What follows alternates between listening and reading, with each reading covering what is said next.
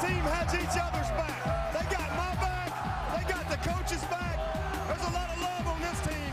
I want to tell all the Clemson Nation, they better be there waiting on us because it's time to have some fun. We don't give a crap. It can't have enough snaps. They're like a city on the mountaintop and let their light shine. They don't quit. They say we can't do it. What they say now.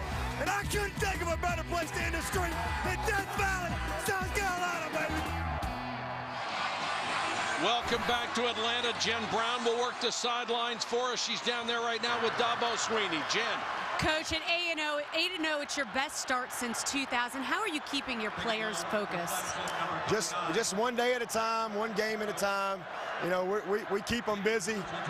It's a process each week that we go through to try to prepare them to play a game, and that's really all we're doing. Nothing any different than 4-0 or 5-0 or 6-0. Big game tonight. What was your message to the team in the locker room? Well, my message is go be special. You know, play with a confidence, play with a swagger like you belong in the elite of college football. That's where Clemson belongs, and we got to play that way. All right, thanks, Coach. Mike? Jen, thank you very much. Clemson defers after winning the toss. They will kick to Georgia.Tech. Paul Johnson's ball club will send Orwin Smith and Roddy Jones deep. They are the A-backs in this option offense. What a night for a homecoming in Atlanta. And the kick goes out of bounds. A mistake to start the game for Clemson on special teams. And Georgia.Tech will get the start at its own 40. Well, I think Tevin Washington, Mike, has been hot and cold, and of late you can see that it has not been the same start that he experienced in the first 5 games. And this football game tonight, going against this Clemson defense, they're going to have to get back to that 57% pass completion. They're going to have the explosive plays because Clemson is feeling like they're an exclusive team. The big plays have dried up, and they have to reemerge tonight, or they're not going to be able to move the ball.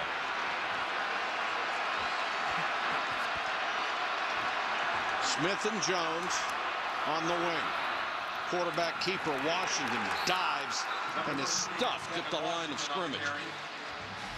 Well, our impact players tonight here, you know what, Mike, I think Orwin Smith, there are a number of rushers, but he has to get back close to the 12.3 average that he's been going with. And then on the outside, Stephen Hill. The last time we went into the game of theirs against NC State, he was hot. He's been cold lately. And then on defense, Brandon Thompson, that Clemson defensive line, they've got to push the line of scrimmage back to make the quarterback bow in the option game. Washington looking to throw. Now he tries to take off. And that Clemson defense all over him. This was the concern for Paul Johnson.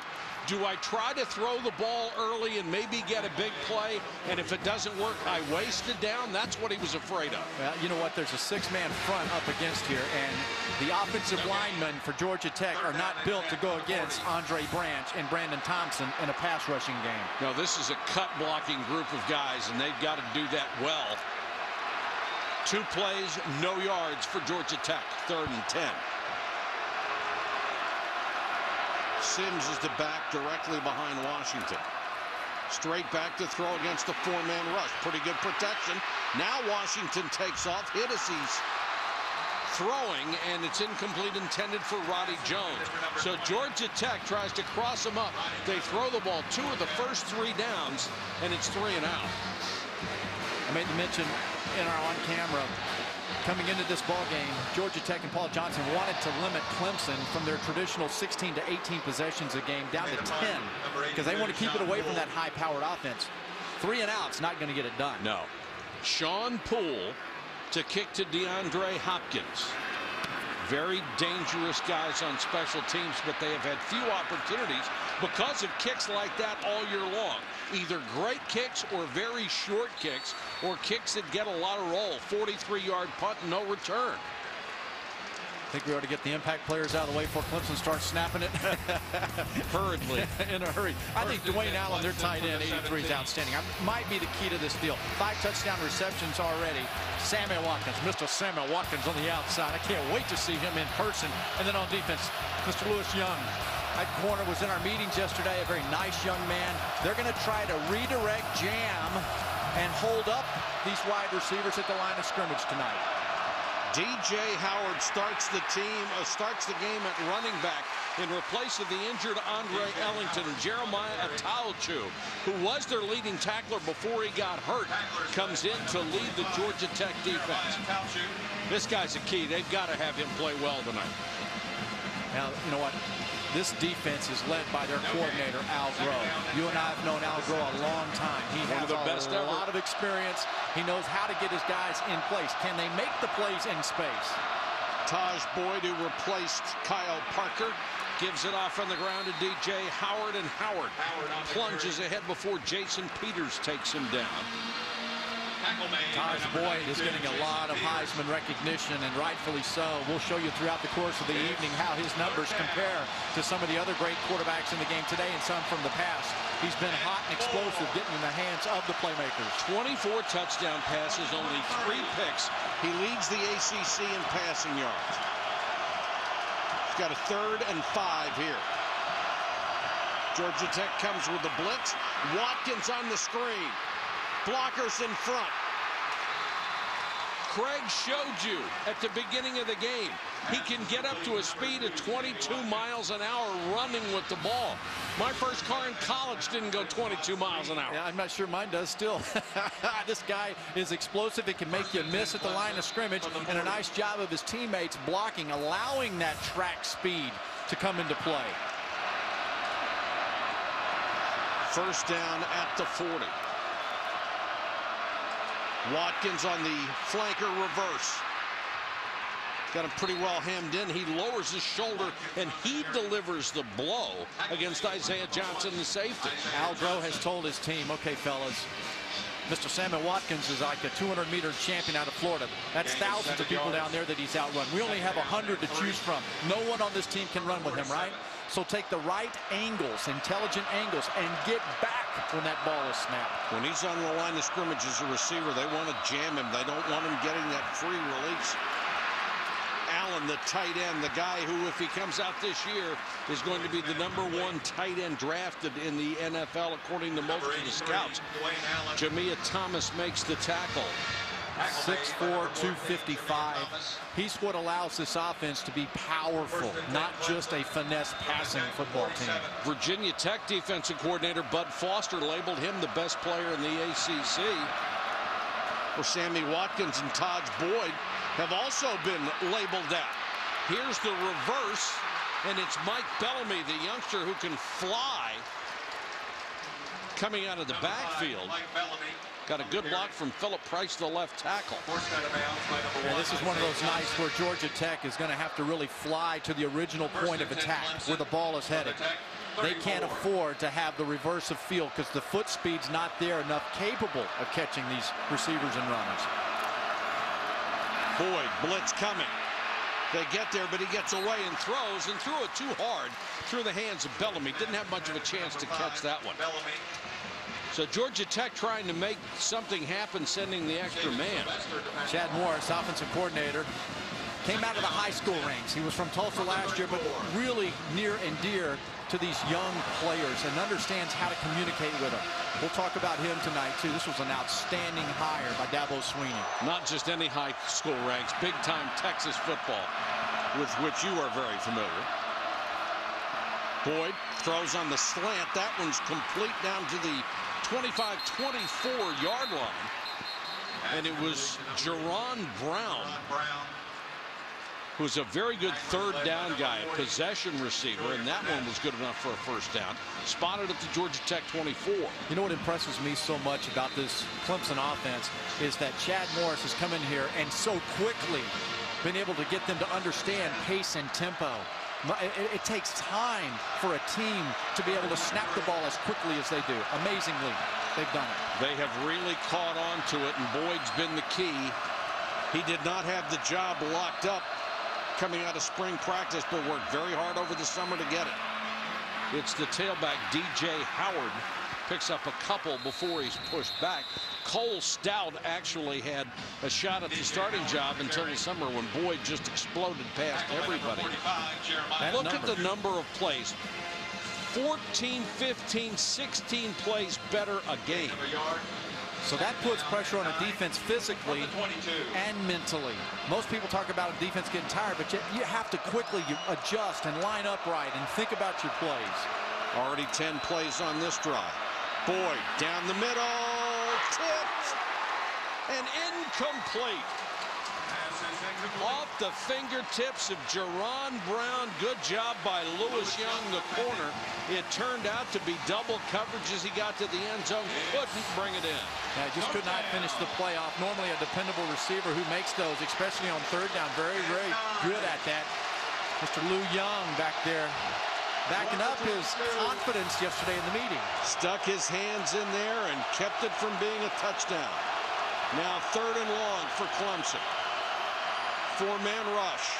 Boyd with time, flushed out of the pocket, tripped, dives forward to the 16-yard line, maybe 2.5 yards shy of a first down. Now here's a number that's big. Clemson's offense on 3rd and 5 or less, they convert 70% of the time. You've got to make sure they're 3rd and 8, 3rd and 9, or you're in real trouble. Yes, sir. Chandler Catanzaro will come on to try a 34-yard field goal. He is 13 out of 16 this year. Wind not a factor. And Catanzaro drills it right down the middle for his 14th field goal of the year. And Clemson gets 3 on its opening possession.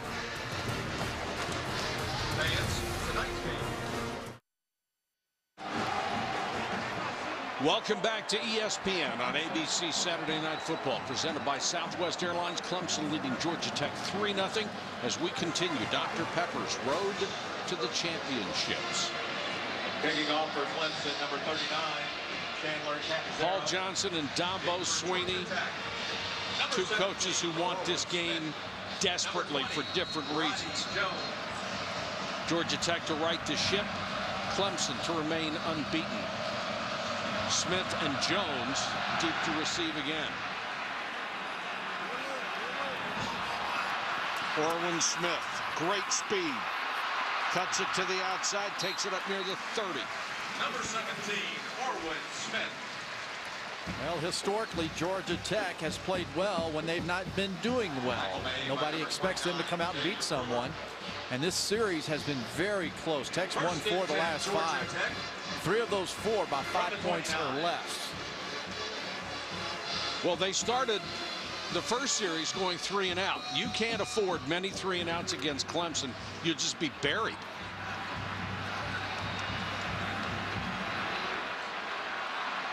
Smith and Jones on the wings. In their terminology, they are called the A-backs.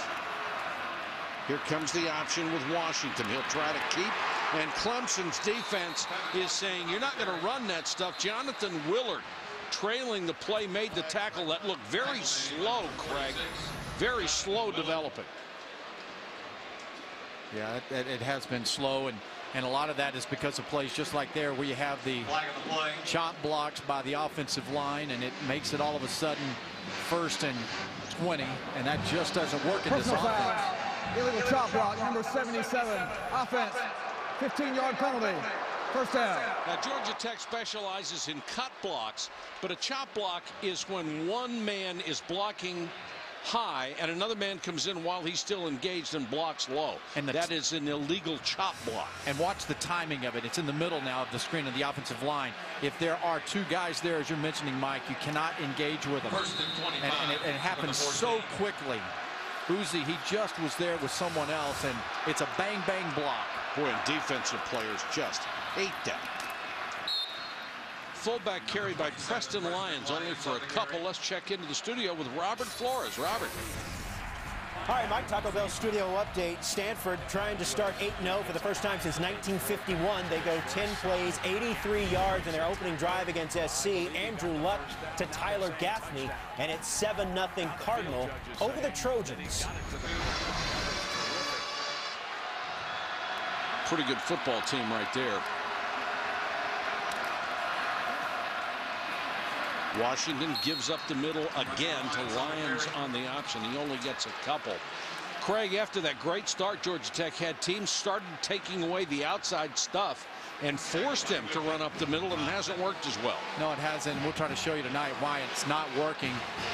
And a lot of that now is decision-making by Tevin Washington, the quarterback. He has to make the right decision at the line of scrimmage.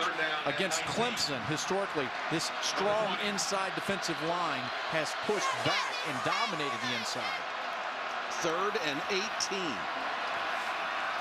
Washington, he wants a screen as everybody's coming through, and he just throws it away. Brandon Thompson, number 98, led the charge, and this Clemson defensive line is indeed very stout.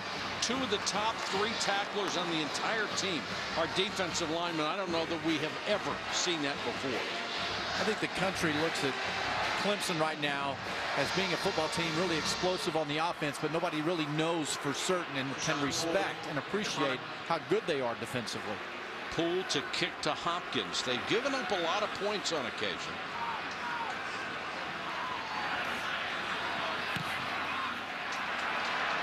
Line drive kick, fair catch, signal for made at the 35. So Georgia Tech failing to move the ball on offense. Clemson's got it back when we return. Saturday Night Football on ABC, presented by Southwest Airlines. Find our fares online only at Southwest.com. The 2012 Ford F-150 with available EcoBoost. Visit Ford.com/Big Score to learn more. And Happy Feet 2 from Warner Brothers Pictures, in theaters November 18th. You just saw 3 of the best active in pro sports Georgia Tech products. Chris Bosh of the Heat, Detroit Lions star Calvin Johnson, Yankee slugger Mark Teixeira, of course our buddy Nomar Garcia-Parra, also a Georgia Tech alum, an All-American shortstop here before going on to Major League Baseball. Boyd flanker screen to Watkins, and this time they have the All-American candidate in the backfield. Great play by Jamia Thomas, who recognized the formation immediately. Well, Algro has preached all week in practice to stop the vertical entry, get up on the line of scrimmage, collision, redirect, be aggressive at the point of attack. You can't allow these Clemson receivers time to make someone miss because they will be gone. That's the kind of defensive play Georgia Tech is desperate for, especially since their offense hasn't moved the ball. Boyd in trouble. Throws it away, and that didn't get back anywhere near the line of scrimmage. He got out of the pocket, but threw it poorly. Being chased by big T.J. Barnes. At 3:42, he's got some hustle. I've got T.J. at 3:47. Whatever the number, he was moving.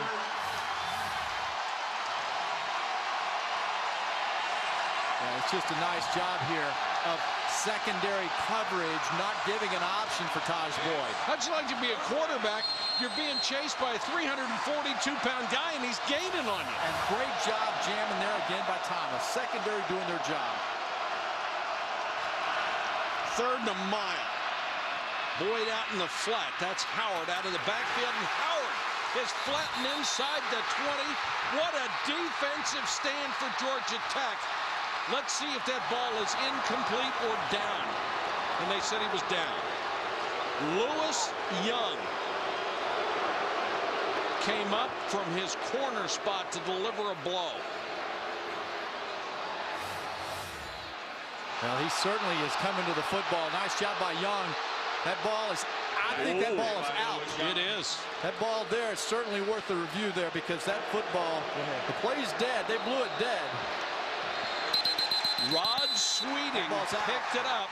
Ball's out. That ball did come out.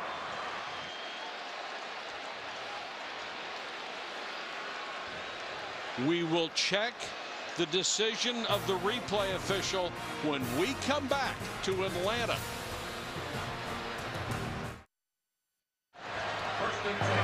After further review, the ruling is a fumble with an immediate recovery by Georgia Tech.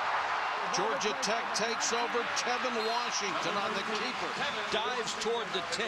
Now, here's the rule that let him have it. It was an obvious fumble as you looked at the replay.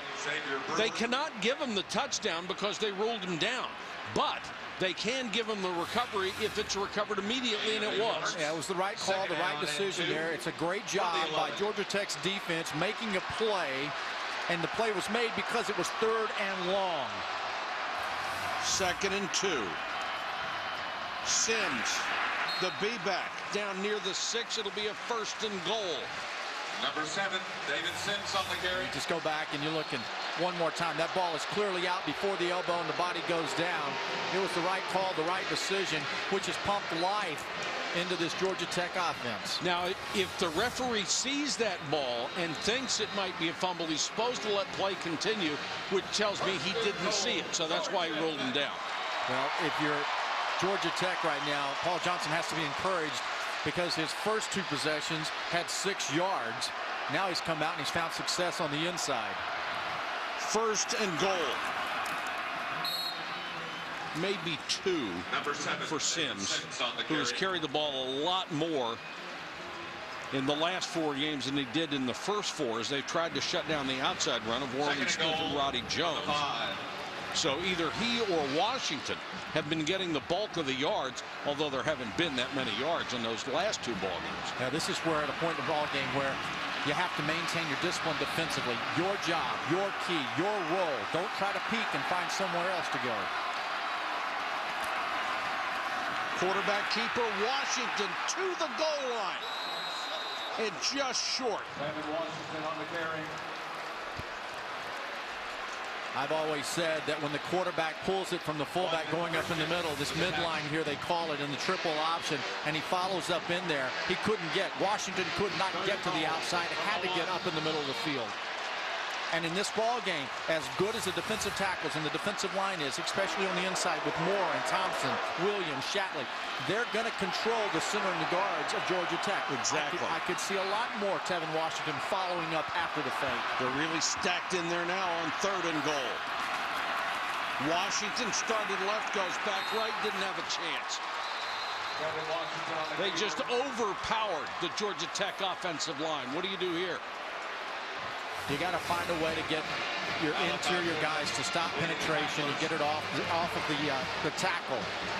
You bring that A back. They're both wing backs on either side of the line of scrimmage. Bring them around. 4th and goal. No sign of a field goal unit. They need the length of a football.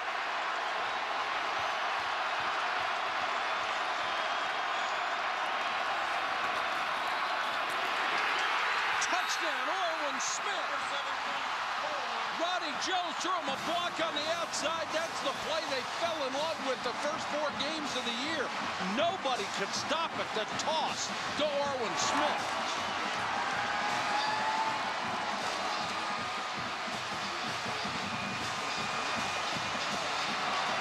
Well, you got to give them credit in their thought process. You weren't going to get anything up the middle, were you? No, that was that A-back. That's that wing back. That's it. Bring him around. Get outside. Moore for the point after. And the kick is good. Hello from Atlanta. 7-3 Georgia.Tech over Clemson. It's homecoming for the Jackets.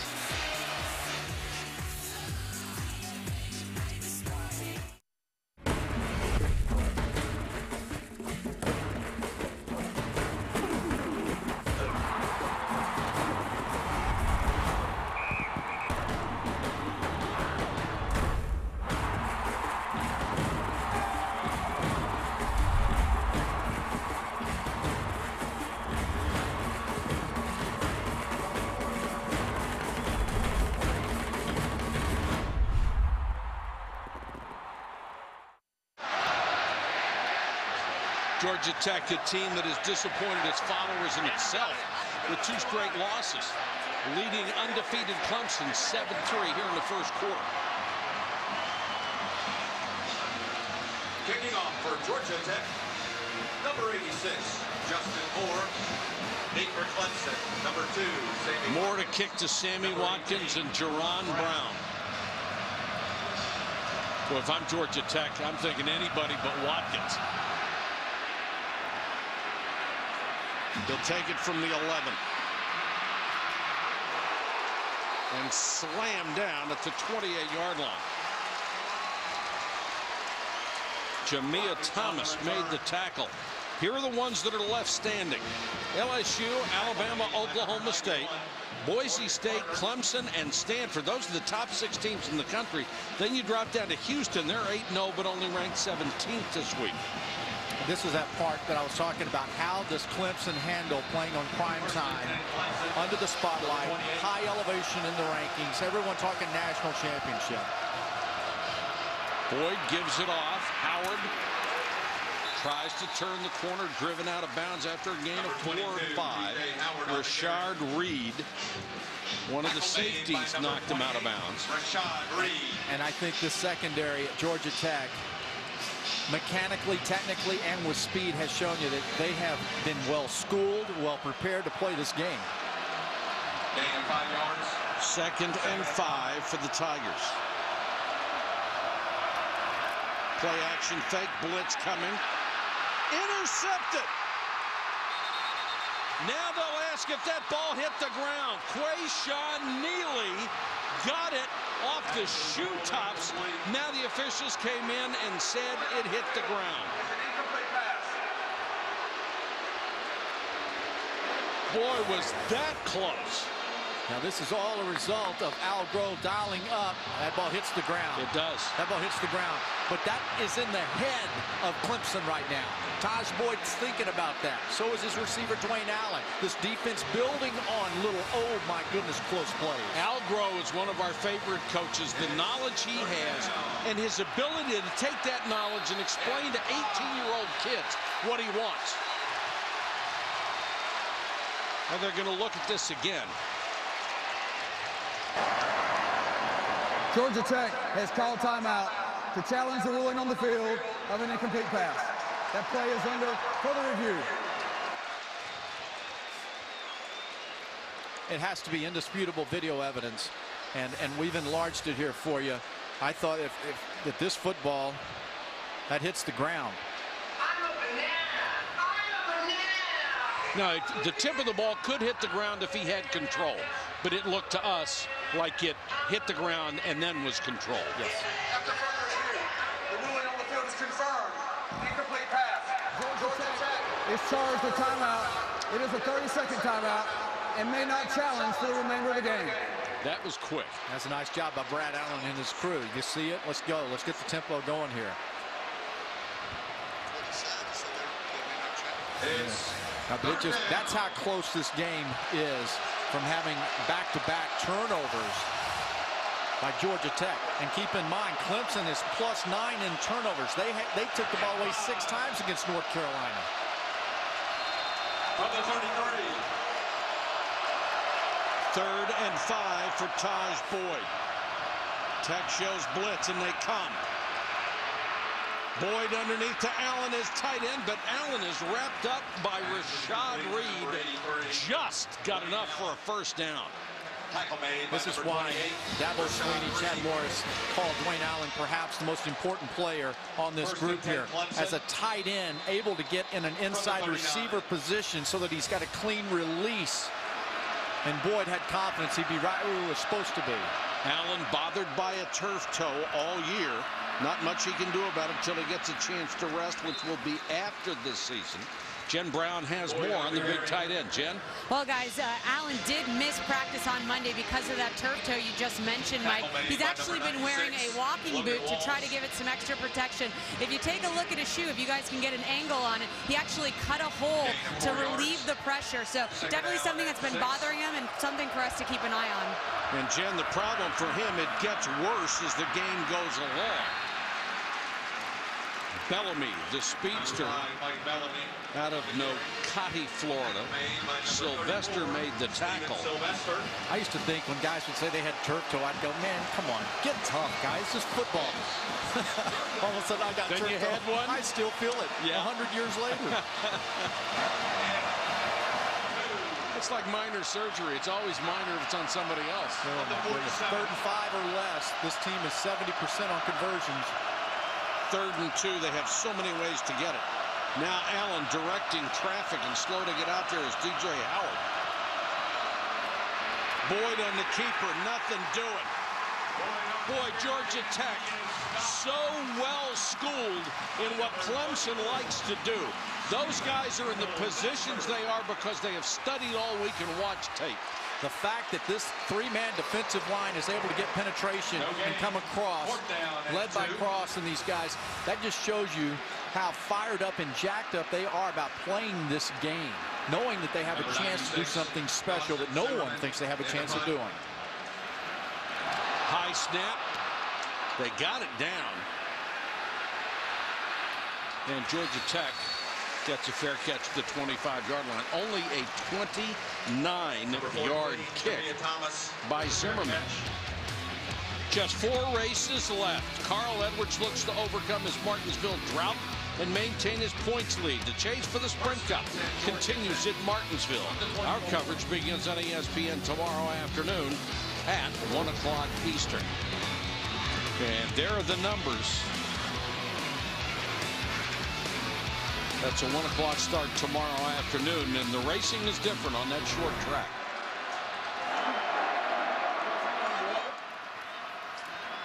See if Georgia.Tech can do something on offense. Number 27, as Preston Lyons gets the carry straight up the middle. Well, this defense is going to have to win the game or win the quarter to allow their offense to get in it. It's been the offense so far this season that shines. Let's see what this defense can do.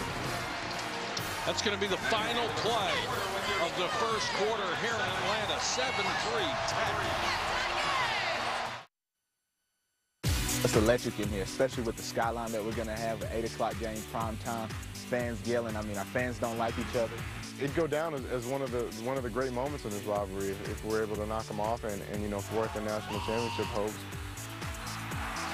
Sylvester and Jones, who were kind enough to talk to us for those sound bites regarding this game. Boy, they got to be jacked up right now. Their defense has played exceptionally well. After 1 quarter of play, they lead 7-3. From the 29. Washington, option right, keeps. 40, 50, 40. Inside the 30 to the 25. Jonathan Willard chased him down from behind. That is the longest run this year for Tevin Washington. You've got to 46 yards. Maintain your job. Do your job. The linebacker, 34, Quanton Christian. Did you see him jump out to the pitchback? He tried to take someone else's job. You've got the quarterback. You're in the alley. Make him pitch it or tackle him. That's the difficulty and the challenge of going against this offense. There was already a defender out there to take the pitch man. He let the quarterback go, and it cost him.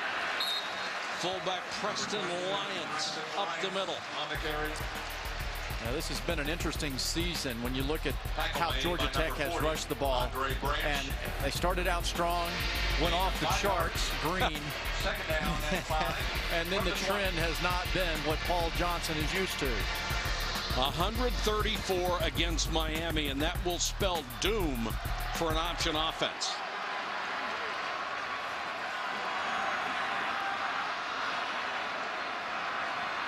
Clemson shows blitz. Jones in motion. He gets the toss.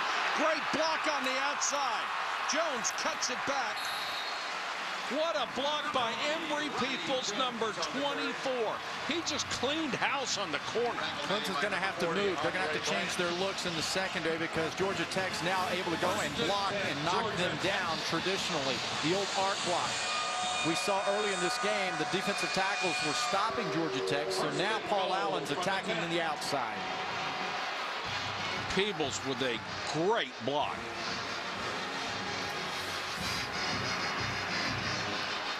It's 1st and goal, the nose of the ball just across the 10. Washington, quarterback keeper, thought he saw something, picks up a couple. Washington on the carry. And Mike, the reason I say you've got to change your looks. Paul Johnson loves a defense that says we're going to be basic. We're not going to make mistakes. We don't ever play against the triple option. If you just line up out there all the time, routinely, these backs and receivers will cut your legs underneath you. Very effective blocking scheme for this ball club, especially for this offense.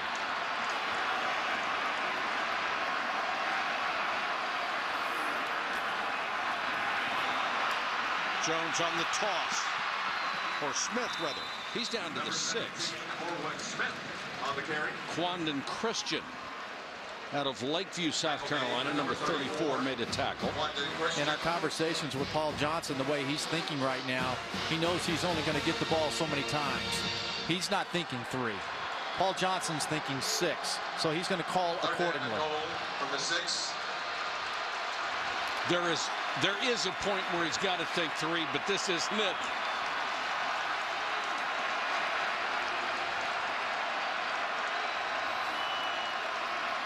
Washington back to throw under pressure, throws for the end zone too high, intended for Stephen Hill, but the pressure was coming from number 94, Rennie Moore, and on 4th and goal from the 6, they'll have to send on the field goal team. I was thinking more on the ground, gaining 2-3 yards to set up a good 4th down opportunity to run it, but number 86. Justin Moore. Washington has now missed all 3 of his passes. Moore comes on for a field goal try. He has struggled this year. Only 4 out of 8. And consulted with a great NFL kicker, Morton Anderson, who runs a kicking camp. And the kick is good. And your score, Georgia.Tech. He knocks this one through from 23 yards, and Georgia.Tech extends its lead to 10-3 over undefeated Clemson.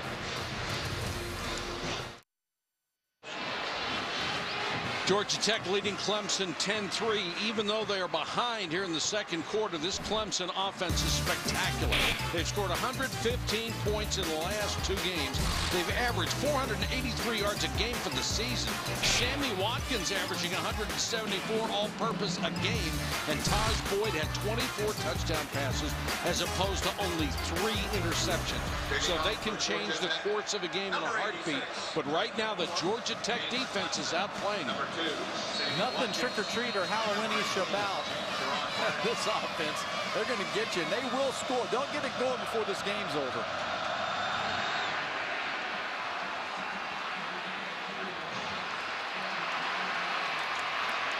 Watkins back to the 26-27 yard line. Sammy Watkins on the return. Tackle made by number 14. This is the challenge of playing in one of the 6 major conferences.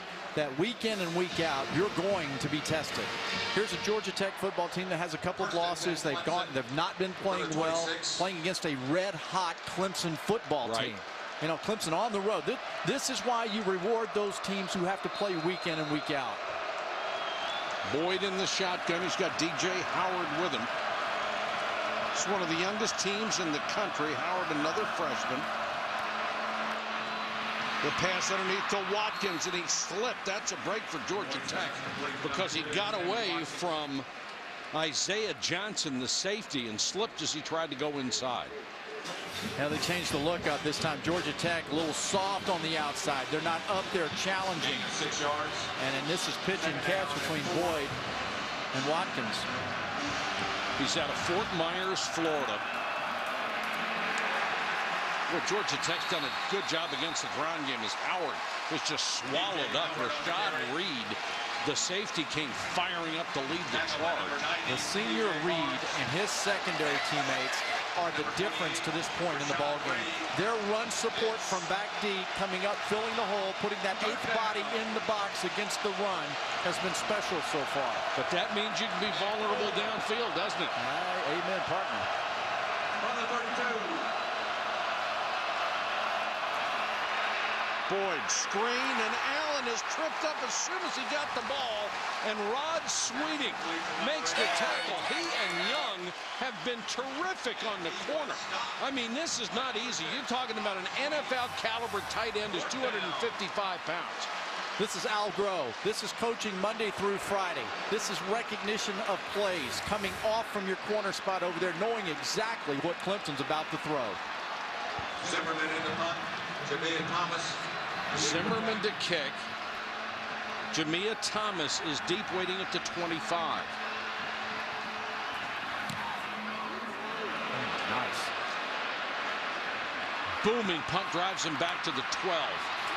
And tripped up shy of the 20-yard line. Nice tackle by Adam Humphries, a backup wide receiver playing on special teams. An 8-yard return after a 54-yard kick. Saturday Night Football on ABC, presented by Southwest Airlines. Find our fares online, only at Southwest.com. Buick. See real stories of human achievement on the Buick Human Highlight Reel at ncaa.com/Buick. And DirecTV. Switch now and get a whole home DVR upgrade for free. But I think Georgia-Tech is one of the best schools in the nation. You know, it's one of the biggest reasons why I came, because I know that they take their school here very seriously, and it's one of the highest priorities here. That's Jason Peters, who already has a degree from Georgia-Tech in business management. Now he's taking graduate courses. We caught up with him in his literature, culture, and communications class yesterday.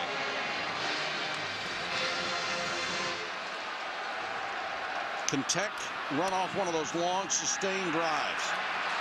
And this is Sims, the B-back, straight up the middle.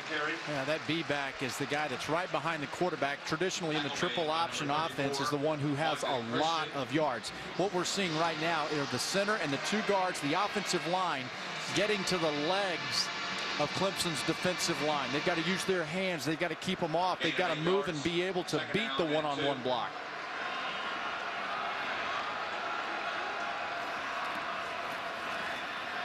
Washington wants to throw. Hill dropped it. Holy cow. Hill has virtually disappeared from this offense because of plays like that. Would have been a 51-yard gain where he had it and dropped it. He is extremely talented. Oh, my goodness. This is one of those right here when you get a chance to hit the home run and to get Stephen Hill in the game, a very talented human being who early in the season was averaging 33 yards per reception. He was the talk of the country.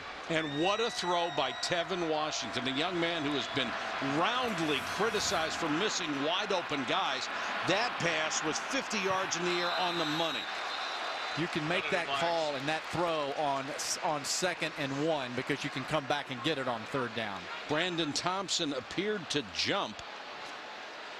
Morgay offside. Defense number 98 entered the neutral zone and caused the offensive player to react. 5-yard penalty results in the first down. Uzi, number 77, was the tackle that moved, but he was induced to do so by Brandon Thompson, according to the official. You don't mess with Uzi and these offensive linemen. They're smart. You get over in that zone, that neutral zone, and they're going to come with it. They're going to get you. They're going to say, hey, you forced me to move. And they did it again. Now, I'll tell you what's happening. And this time it was Jackson who was induced by Rennie Moore. Now, the only way as an offensive lineman can get away with that is if the play's in front of him. If it's off to the side against somebody else, you can't jump out there and touch him. They're not going to buy that. Offside. Defense number 94 came into the neutral zone and caused the opponent to react. 5-yard penalty. Something's happening with that cadence. Tevin Washington's working it right now, and Clemson's defensive line is listening to Tevin Washington. But remember, cadence isn't supposed to matter. You're supposed to look at the ball. We know that. They know that. Motion starts coming, bodies moving in the backfield, and all of a sudden you stop thinking. Washington gives it up the middle and barely got the handoff to Sims. Now for tonight's Aflac trivia question. Clemson 8-0 this season. Since 2000, only one ACC team has been 9-0. Who was that? Clemson trying to become the second. Right now they're down by a touchdown at Georgia-Tech. And Clemson has picked the mantle up. Florida State was supposed to be their bell cow this year that was going to run through the country. That didn't happen. Clemson stepped up, came off out of nowhere, and they have now gained the prestigious spot for the ACC. First down, Georgia.Tech. They are in the middle of one of these clock-eating drives. The toss to Jones. And this is what makes them so tough to play against. They keep the ball. They grind it out. And as long as they have it, that brilliant Clemson offense can't get it. There's no one in the alley. And the alley against the triple option is so important. That means coming up from the secondary. Quarterback's taken away. There's the block on the outside. No one's there. It's good blocking. The receivers and the A-backs, the motion backs, are doing a good job of getting downfield, identifying the right person to block. Talk about a good defensive coordinator. That was Kevin Steele. Working with a lot of young guys. And this is not, if you got a lot of young guys, this is not an easy offense to play against. And the more success Georgia.Tech has, the more thinking that Clemson starts doing. And you can't think.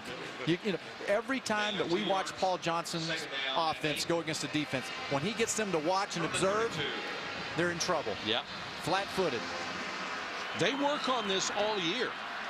I mean, they know they're going to play Georgia.Tech. So part of this practice and that practice and spring camp, summer camp.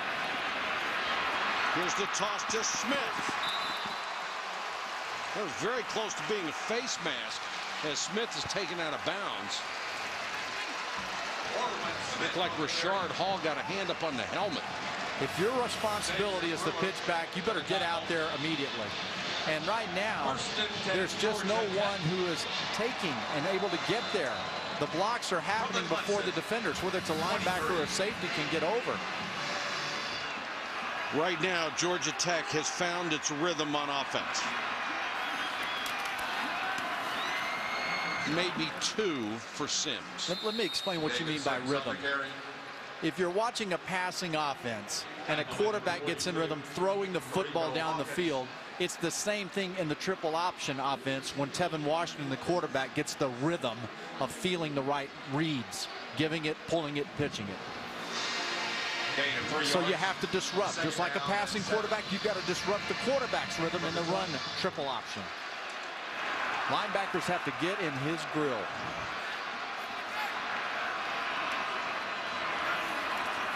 Smith in motion, gets the toss.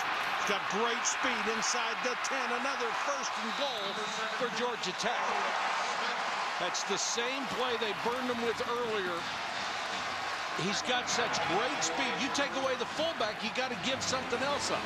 Okay, I want to show you here the number of linemen and black backs putting down the defense. You see bodies being cut. Defenders don't like to have bodies coming at their knees. And so they're right now thinking about guarding thighs as opposed to their responsibility. First and goal.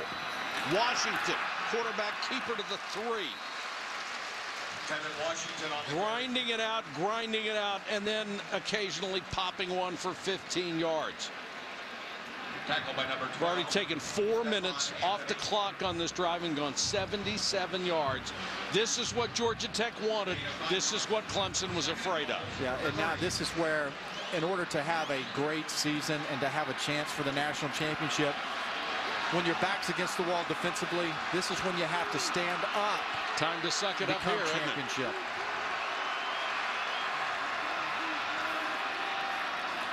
Another toss. Smith. Touchdown.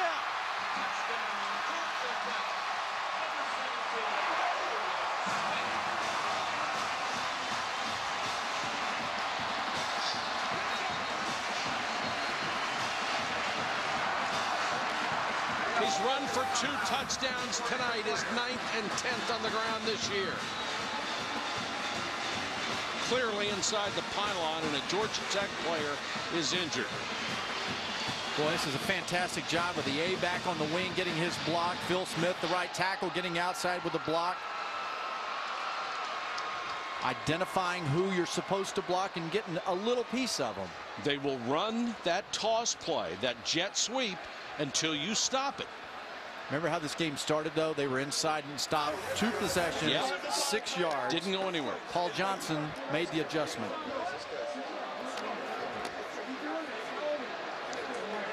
Well, that is That's a lot of confidence now that this Georgia Tech football team has. And as you pointed out, Mike, coming into this game, Paul Johnson wanted to limit Clemson's offensive possessions to 10 total in the game. They've been getting 16 to 18 per game. That drive right there is the way that you're able to do that. They've had 4 possessions to this point in the game. That's Stephen Hill, the multi-talented wide receiver, still down after that touchdown run. You know what? Wasn't this the drive that Stephen Hill had the ball deep that he dropped? 51-yarder at least. And his teammates picked him up? Yeah. He is walking gingerly toward the Yellow Jackets sideline. Hopefully we'll see him back in the ballgame. He's just shaking. That was an 80-yard drive. In 4 minutes and 19 seconds went 10 plays.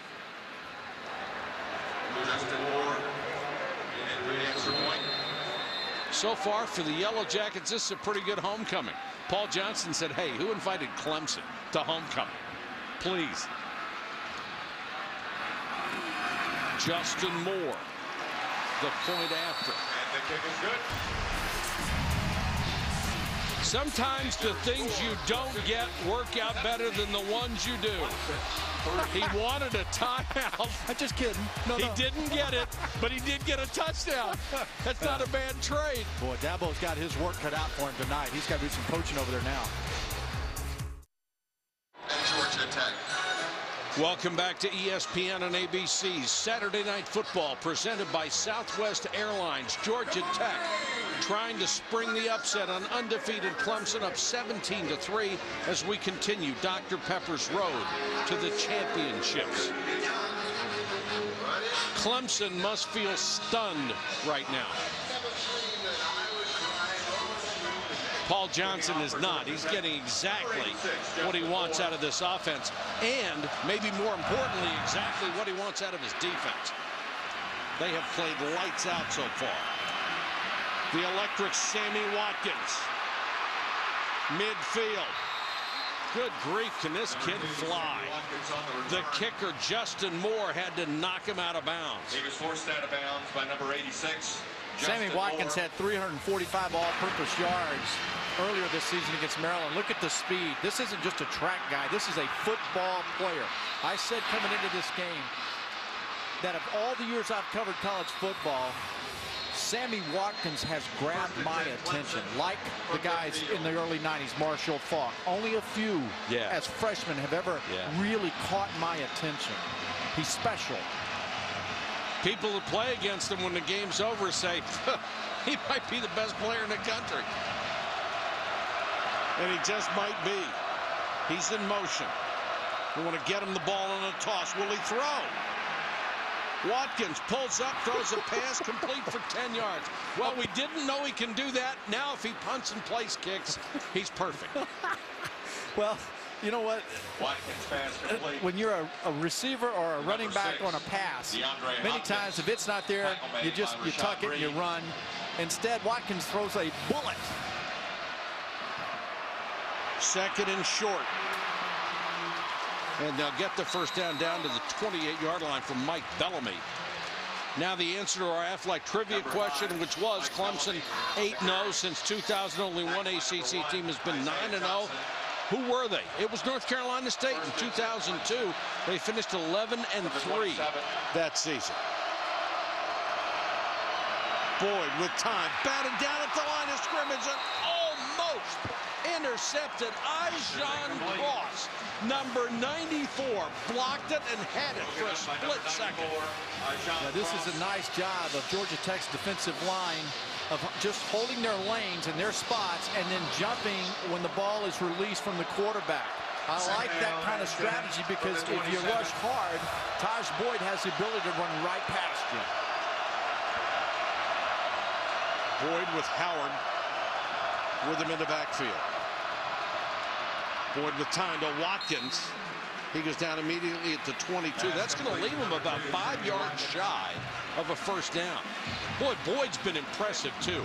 His throws are right on the money, and they've got something on them. Yeah, this is it. Now, here's what you have to worry about. Now, Clemson's got to make sure, coming out of this huddle, to identify your blitz responsibilities. Al Grove's been bringing someone from a different spot each time on third down.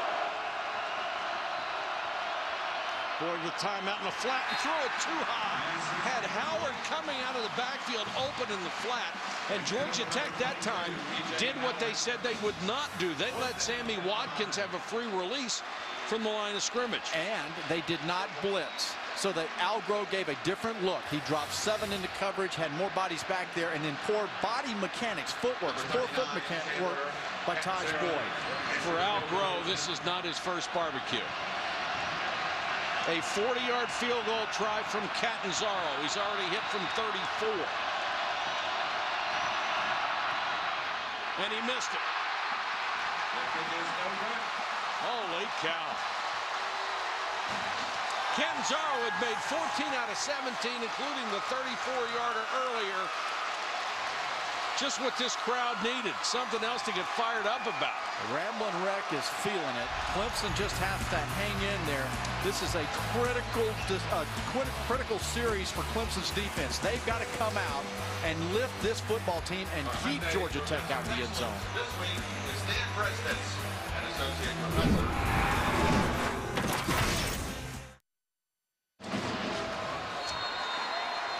The disappointment on the face of Chandler Catanzaro after snap hooking a field goal attempt. And now Georgia.Tech will try to burn up the last 4:22 of the first half. And they come out throwing. Tyler Melton with his 8th pass catch of the year. Complete to number 84. You know, Paul Johnson, this isn't his first barbecue either. And they know that they come out and Clemson's expecting run on first down, a high percentage throw that Tevin Washington has to complete. His last 2 balls he's thrown have been on the money. The one was dropped by Stephen Hill, but the other was completed.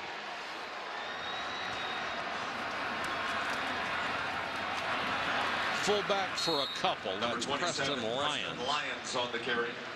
Of course, for Paul Johnson, every pass play is a risk with this offense. It really hurts you. Let's take a look at our Pacific Life game summary. It hurts you, of course, if you don't complete it. This game here started off, and Clemson had a little bit of fire in them, but Georgia.Tech quickly gained the control of this football game. And when you look at the numbers in the first quarter, Clemson had 69 yards, only 35 in the second quarter, and a complete reversal for Georgia.Tech. They've got 141 yards in the second quarter. And this one is just short. Paul Johnson said his goal would be limit Clemson to 5 possessions maybe each half. That's what he's done in this half. Third down and short. And you can understand why he's afraid of that Clemson offense. In the last 4 drives, the Tigers have gained only 37 yards against that Tech defense. Clock running under 3:45. 3rd and an inch. Quarterback keeper following his B-back. Tevin Washington on the carry. That's that midline there that is so effective, just for 1 or 2 or 3 yards. It's like giving the ball to the tailback with a fullback leading up in there for you. To me, that's such a tough play for the fullback because he doesn't know if he's going to get the ball or if he's immediately turned into a blocker. These linebackers and the safeties at Clemson have got to get active. They've got to become more decisive. Washington on the keeper again. Number 13, Tevin Washington. Near the 40, Malachi Goodman, a very disciplined, focused defensive end. So the kind of guy you need against this offense made that stop. Yeah, and you know what? Focus is a good word to use right now because Paul Johnson will lull you to sleep. He goes inside, inside, inside, and then all of a sudden he'll either throw the ball deep or he'll do something where that A-back comes around with a jet sweep and he gets outside. Stephen Hill back in the ball game for Georgia.Tech, the speedy wide receiver. Instead, they throw the other side again to Tyler Melton. Melton very close to the sticks. Turned back by Bashaud Breeland. You know what that does for the offense, and especially the receivers here at Georgia Tech, who are asked to block 95% of the time? It gives just a little bit of pause in that corner's mind.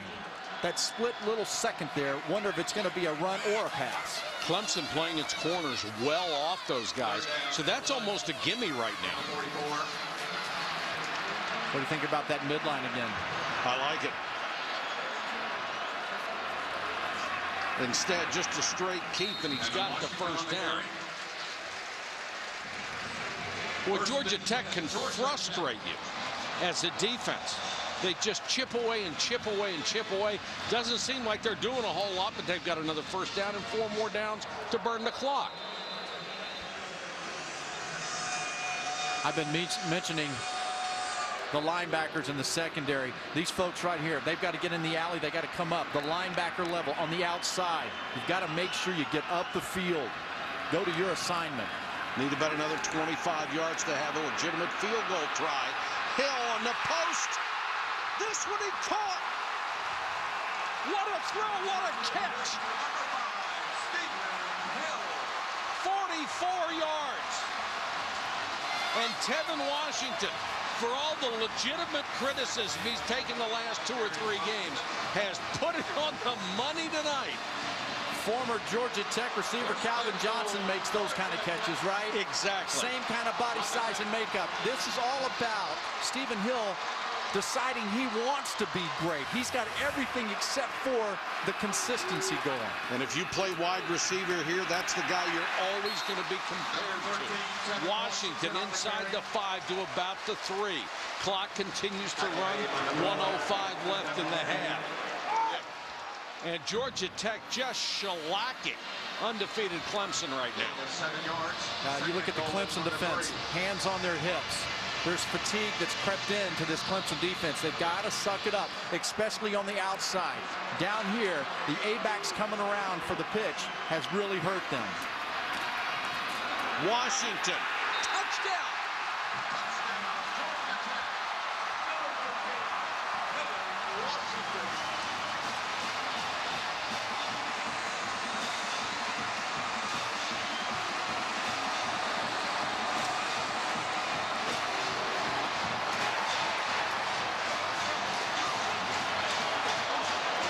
If anybody saw this coming. Certainly not outside of the Georgia Tech locker room.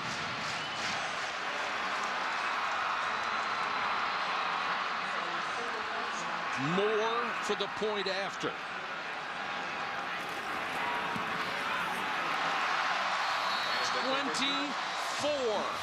to 3 with 37 seconds to go in the half. Are you kidding me? Like a schnauzer chasing a pit bull right now. This offensive line, the way they're blocking and going at the legs. Clemson's defense is receiving blocks. They're not on the other side. And then when they decide to get aggressive, they're going to the wrong assignment. Boy, Paul Johnson telling his quarterback how much he appreciates that drive. Great throw, great catch. Spectacular. You know what? And how about the confidence and the wisdom of Paul Johnson to go back to it? Because remember in our meeting yesterday, Paul said, you know what, I only have so many possessions. That's right. And I don't, you know, if he's not going to give it to me and make the catch, I can't afford to waste a play on him. I mean, and so Paul's a very smart guy and understands he only has so many possessions to go, and he doesn't want to waste it on someone that's not going to make the play. In this offense, every incomplete pass is almost a disaster. Number 18, Gerard Brown. And you really got to have some faith in your kids to call them. Well, I tell you what, number 2 could take it to the house in a heartbeat. Watkins from the 16. He can make a cut at full speed, but he can't outrun his own guys. Got flattened by Mansa Joseph. Is that not symbolic of the first half? It's perfect. You're absolutely right. Well, the drives that we've seen from Clemson, the missed field goal really did hurt them. And 3 plays, 6 plays, 3 plays, that's just not enough. You got to have enough snaps to get it to your playmakers. The largest deficit that Clemson has faced all year. They're down by 21. Boyd, draw play. It's one of those calls, if you break it for 30 or 40, it's a great play, then you can try to do something with the remaining time. Coming up, the Capital One halftime report. Robert Flores and Jesse Palmer will give you all the scores and highlights on a very busy day in college football. 25 seconds left. Boy, Kansas State got whacked today, didn't they? Well, it's that time of the year where people remember what you do in November, but you got to be good in October to get to November. Key plays in this football game early on. Georgia.Tech's defense won the battle by coming out. The turnover, 4th down, the touchdown by the big O, Orwin Smith. Getting to the outside again, the blocking of Georgia.Tech. The receiving, now this passing game, the 3 receptions, the passes completed on that previous drive, holding up that Clemson defense just enough to allow the running game to prosper. Clemson still has 2 timeouts. Boyd throws underneath, almost intercepted the linebacker, Quayshawn Neely. A redshirt, 220-pound freshman had a shot at a pick. It's 3rd down. Yeah, this is a very dangerous throw here. I know Dabo Swinney would like to get something going, but you don't want to have it going the other way on you either. Pretty good closing speed for a linebacker. Boyd again throws, and that one ripped out of the air by Bellamy. Pass is complete. Or check it, DeAndre Hopkins. Boy, DeAndre Hopkins, man, the receiving core here. This is a very talented football team, very capable of coming back and getting in this football game. And young. Hopkins is a sophomore. Watkins is a freshman. As a matter of fact, 42 of the players on this roster, half of the roster, freshman and redshirt freshmen. Throw it to the middle of the field, stop the chains, clock it, and then you got an easy throw to the end zone. 4-man rush, Boyd to the outside. Allen steps out of bounds at the 42.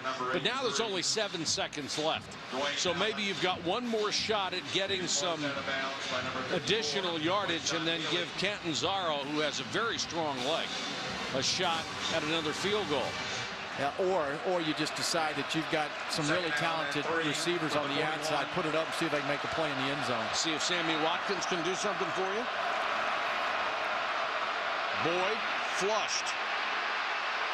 Clock's going to run out on him, and ties Boyd out of bounds at the 44. And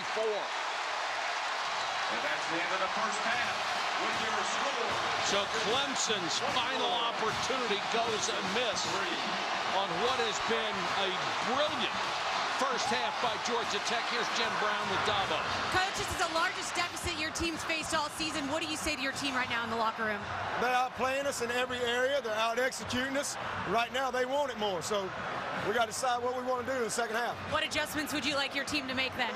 Well, we got to line up and play. We turn the ball over, miss a kick. We're giving up outside plays on defense. We got a guy covered. We give up a big play. We just got to settle down and play. It don't matter what the score is. We got to play. Thanks, Coach. Mike? I love his honesty, Jen. At the half, our score, Georgia.Tech 24, unbeaten Clemson 3. Now we send you to Robert Flores and Jesse Palmer for the Capital One halftime report.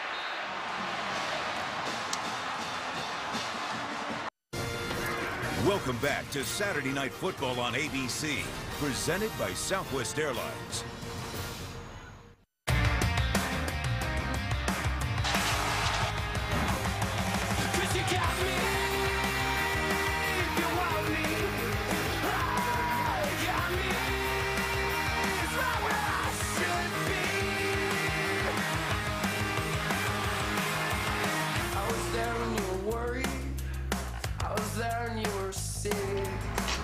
Welcome back to the ACC on ESPN. We're in Atlanta, Georgia, where Georgia.Tech is leading 5th ranked and undefeated Clemson 24-3 at the half. Welcome back to homecoming at Georgia.Tech, everybody. All you can say is, wow, what a performance. Before Clemson can get back in this game, they have to match the physical nature of Georgia.Tech. First and foremost, Georgia.Tech is taking it to Clemson. Number 2, You have to develop an it's us against them mentality. This is a team that has to fight their way back and find the heart and soul of their football team. They've got the talent and capable of coming back, but they've got to suck it up and get after it. They came back from 18 down at Maryland in the third quarter. 18 points. But this is an even bigger test. Sammy Watkins, number 18, Jerron Brown.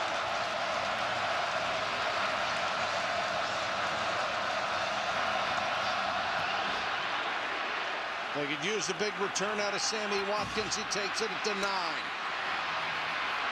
Sprints up the middle, drags a tackler with him to the 30. Let's take a look at tonight's Southwest Airlines playbook, Craig. Now, this has been a game that Clemson did not expect to have brought to them. This is going to give you an example of the physical nature I'm talking about. Downfield, Stephen Hill blocking there. On the outside, watch the number of orange bodies being cut and taken to the ground. You can't practice against cut blocks because you get hurt. So you get in the game and all of a sudden it's fast. They're on your thighs and you're going to the ground. This secondary at Clemson defensively has got to come up with their linebackers to stop this. Clemson trying to get something going with Mike Bellamy, the freshman tailback. Let's take a look at our Pacific Life game summary. Yeah, stunning turn of events here, Craig. And that 244 yards, the time of possession. Paul Johnson's team listened. They were calm and collected yesterday in our meetings. There was an air of confidence about them. I think they knew they had a chance and felt good about their opportunity. Boyd throws and complete to Hopkins. Remember, Clemson came in here 12th in the country in scoring, 15th in total offense, 15th in passing offense, and Georgia.Tech's defense has simply shut them down for a half. It's one play at a time. Clemson, one play at a time. Run, pass, balance, and that's how you get Georgia.Tech's defense on their heels. Couple of yards there for Mike Bellamy. Let us tell you again, Andre Ellington with an ankle injury, unable to play so far tonight. There are the numbers on Sammy Watkins, the sensational freshman. Averages 102.4 yards a game, only has 29 so far. Got to be holding your breath if you're trying to defend him, though. Yeah, remember, Georgia.Tech wants to redirect at the line of scrimmage and not let them get vertical. Blitz coming, they don't get there, and toss Boyd to Watkins. Hold your breath no more. Touchdown pass complete to number 2, Sammy Watkins. Al Groh says he doesn't catch the ball, he doesn't snatch it, he just takes it. He just took this one out of the air. Al Groh decides to blitz, and they're picking him up. And remember what I just mentioned to you, not allow the easy release, that they wanted to redirect and not let them get vertical.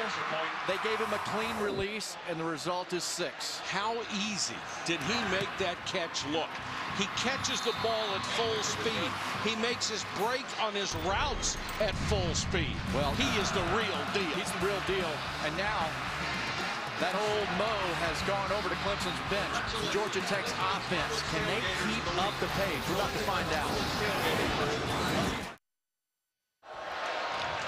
Welcome back to ESPN on ABC's Saturday Night Football, presented by Southwest Airlines. Georgia.Tech 24, Clemson 10 as we continue Dr. Pepper's road to the championships. Now you see why Paul Johnson wanted to limit the number of possessions by Clemson.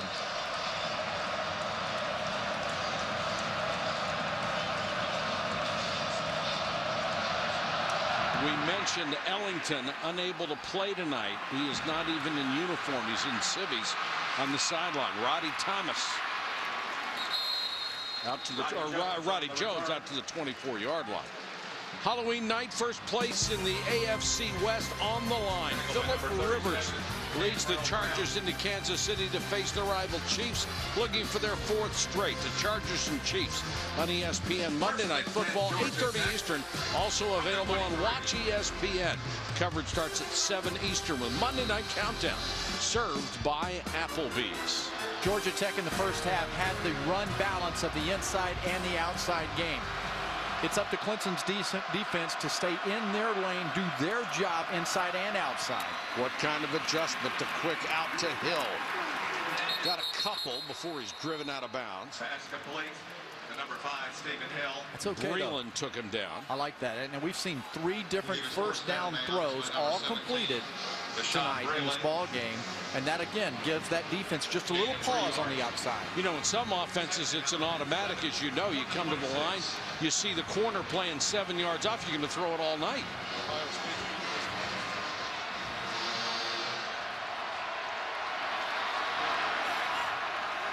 How does Georgia-Tech's offense respond after that quick strike? Washington with the keeper, maybe a yard, that's all. Andre Branch, we have called his name so few times tonight, was in there along with Jonathan Willard. Here's how you stop it. This is an answer right here. You see the linebacker coming hard to the inside. That's how you get in there. Willard being aggressive. You can't sit back. Clemson's defense was on their heels the first half, and they were getting blocked. Get on your toes and come downhill. After the first 2 possessions, Georgia-Tech offense has been as advertised. They've moved it every time. Draw play, Washington got a great block, 40. Midfield, another great block by Hill. If you want to run the option, guys have to block for you. The other backs and the wide receivers, and boy, do they block. Watch the angle and the quarterback draw of the guards, how they block out. Watch the 2 guards on either side of the center. Watch how they do this. And they turn their fanny to the hole. And they give and allow it to happen. The block by David Sims clears the linebacker safety level. And then Tevin Washington, an outstanding play call by Paul Johnson. 55 yards for Washington. Sims pushing the pile toward the 10. Number 7, David Sims on the carry. Tevin Washington had some confidence issues going over the last couple of weeks. He's been hammered in the press, and the fans wondering this and that. Tonight has showed up with confidence. You get confidence by making plays. He had been making terrible throws. I mean, not just incompletions, but terrible throws, way off the mark. Tonight, he has been spectacularly on target. Sims again.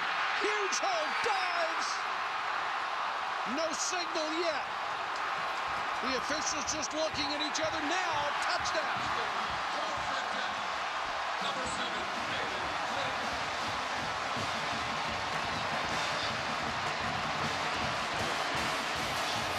I think the officials are waiting to see if maybe the other guy thought the knees were down before the ball went across. There's the stretch, and it's a touchdown. Yes, it Boy, is. That's a great effort. Great play calling by Paul Johnson. Absolutely. Tremendous effort by this Georgia-Tech ball club. Well, we asked how would they respond to that quick strike. They went 77 yards in just 5 plays. How about that? How about Halloween weekend, little shootout in Atlanta? Triple option. Tevin Washington going against Mr. Sammy Watkins. Can Watkins come back and give him one more?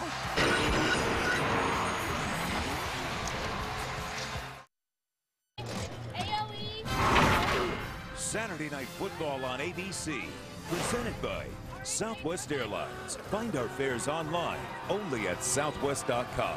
And Ram Trucks. Guts, glory, Ram. Yesterday, it was the Mini 500 got rolling at Georgia-Tech. It evolved from a fraternity prank where pledges had to ride tricycles around campus to something better, a funny homecoming tradition since 1969. It's quite a challenge. I got a better tricycle than you do. Well, we had a blowout on our ride to the game tonight. We came in on 3 wheels, too. 3 wheels, yeah. Ours is a little noisier than that. Watkins. Oh, he's just lightning up to the 32. There is a flag down. Back at the 26-yard line. Very few flags tonight on the whole.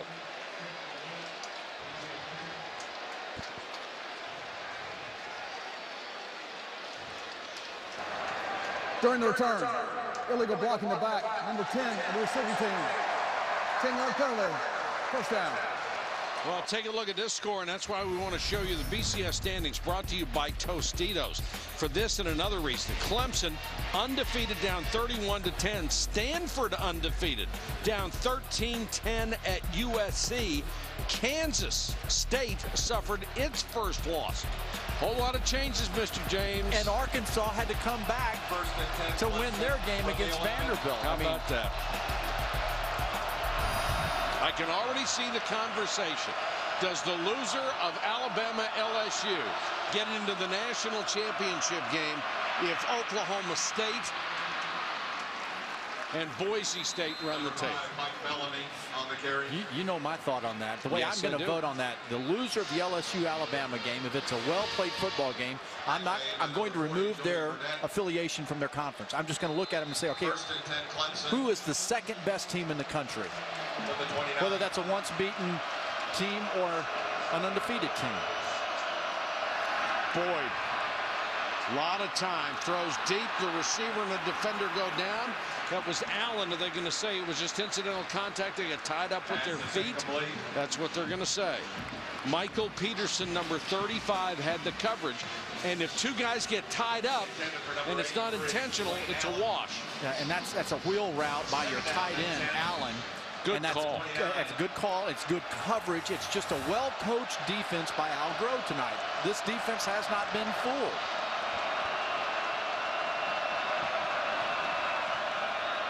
Boyd again throws to Watkins, ducks, gets a couple of extra yards. Rod Sweeting tried to dehorn him and missed him. Remember, Georgia-Tech's coaches told their players, redirect, bump, and stay with these wide receivers at the line of scrimmage. And you're seeing the ability, the escapability of Sammy Watkins at the line of scrimmage. He has 7 catches for 86 yards. Couple on the ground, that's it.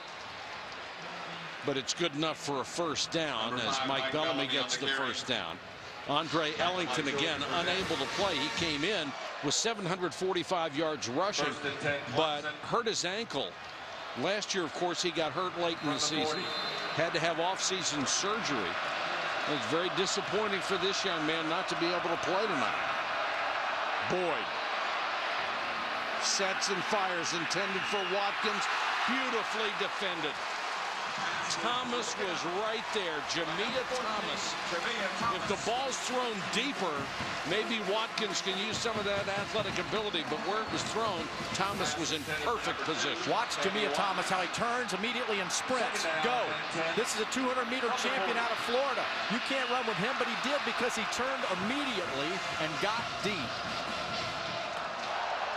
Well, that's an excellent athletic play there by Thomas.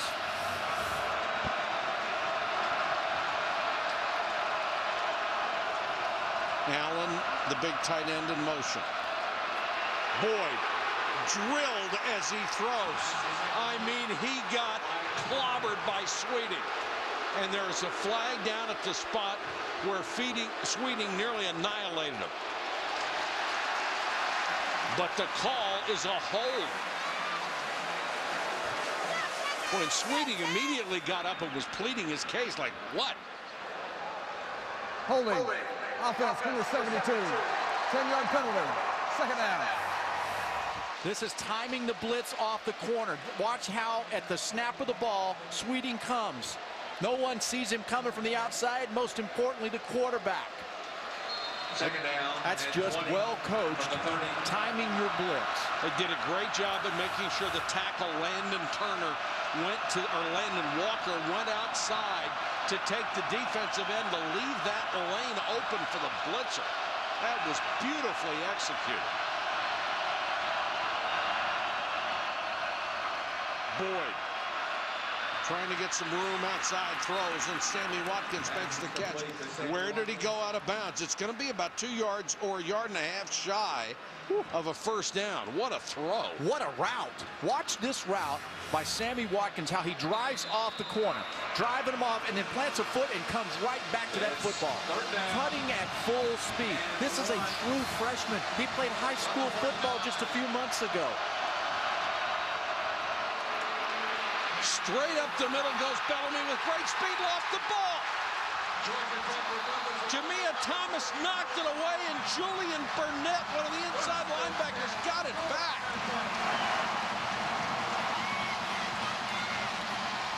If Georgia.Tech wins this game, tip your cap to the defense.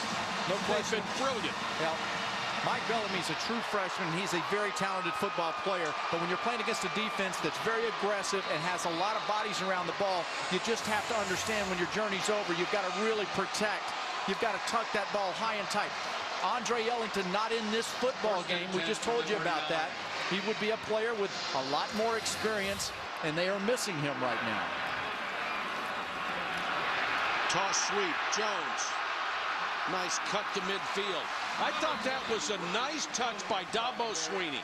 When that young freshman came off the field after fumbling the football, he's not in his face screaming at him. He's patting him on the helmet. Sure, he's telling him you got to do a better job of holding on to the ball, but he's comforting him too. I thought that was a great piece of coaching. I think Dabo understands a young man, and he's a gifted player. You don't want him to go into the tank. He's going to need Bellamy to come back and help his football team in the second half. That is very nice. There's the B-back again. Preston Lyons has gotten a lot of work tonight. He split time with Sims. But every mistake you make against Georgia.Tech, Craig, gives them the chance to run 5, 6, 7 minutes off the clock and shorten the game, which is what they want. And it's an offense that has 48 plays of 20-plus on the season. That number has been updated. If we updated it, it would be over 50 tonight. Yeah. But, so you can't fall asleep. They've had 4 tonight, over 20. Peebles is the man in motion. It's the fullback again. Lyons straight up the middle. Let's check in with Robert Flores. What do you have, Robert? Well, we have another undefeated that is on the rope. Stanford trailing USC. Curtis McNeil, second touchdown run of the half. And USC is leading undefeated Stanford right now 20-10. And Wisconsin losing right now in Columbus 17-14 on ESPN late third quarter. Oh, what a great night for football. What a great night for surprises. Peoples. One hand grab on the toss. That was beautiful, and then he turns the corner. He just reached out and grabbed it like it was a peach. Now, I want you to watch the in-man line of scrimmage. The outside linebacker, Quantum Washington. He's got to play someone off of his legs, Tyler Kidney, and then he's late to the corner. He can't get around the corner. Georgia.Tech, the first 2 drives, nothing. The next 5, 345 yards and 31 points. They are taking it to the Clemson defense. Lions again. If you play outside, they run inside. You play inside, they run outside. There is an answer with this offense for everything you do. You have to be so perfect to stop these guys. Many years ago, the wishbone was fantastic. Yep. And the only reason the teams got away from the wishbone because these coaches needed to recruit and say to a player, we can get you to the NFL. We're going to get you in a pro-style offense. When you're running triple option football, if you have guys who understand it, you can't stop it because something is always going to be open. There is always a number advantage. If you can identify it and then execute the blocks, you have an advantage. Philosophically, you have an advantage on every single play that you run because you have 6 guys to block 5. Yep. Well, this offensive line, they've self-named themselves the Goon Squad. And glad we didn't name them that. No, I made sure I gave them credit for it. But they are playing fantastic tonight at getting on the legs of Clemson's defenders. Well, right now the Tigers have to dig in. A touchdown here would put them down by 4 touchdowns in this game. That might be too much. Jones. Boy, a saving tackle by Richard Hall as he got inside the 2 to the 1. Okay, I'm going to try to show you here what it's like. Watch the defensive line on the right side of the offensive line, the left side of the defense. Watch them retreat as the ball snapped. You see they were 3 yards back immediately. And downhill was coming the offensive line and the blockers. So there's already a new line of scrimmage that's been established. That's just them trying to figure out who's coming to block me and not being aggressive. Boy, the blocking by Georgia Tech's backs and wide receivers has just been sensational. Washington tries to keep dives inside the 1 but short of the goal line. But it might be enough for a first down. And the clock just continues to tick away. Yes, it's only the third quarter, but when they can take 5 or 6 minutes off the clock with every drive, this game doesn't have a lot left in it.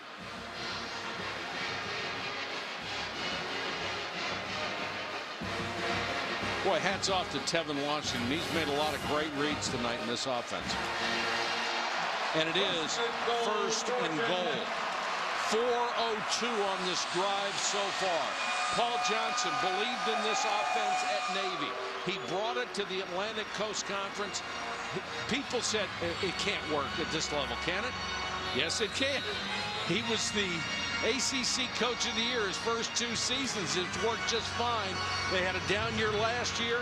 They had a down last 2 weeks, but this would be a monster victory for them. Washington leans in, didn't get there.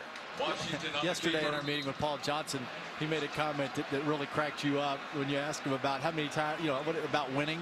Well, about the fan reaction and fan expectations, I thought it was the most subtle line from a coach I ever heard. He said, "You're just fine as long as you win 1 game a week." I just thought it was perfect. And the way he said it. Yeah, it was very droll. Yeah, one win a week, you're just fine. Just fine. 1 game a week. Yeah, he also said, hey, who picked these guys for homecoming? Well, right now, this is a perfect homecoming guest. They're getting whipped.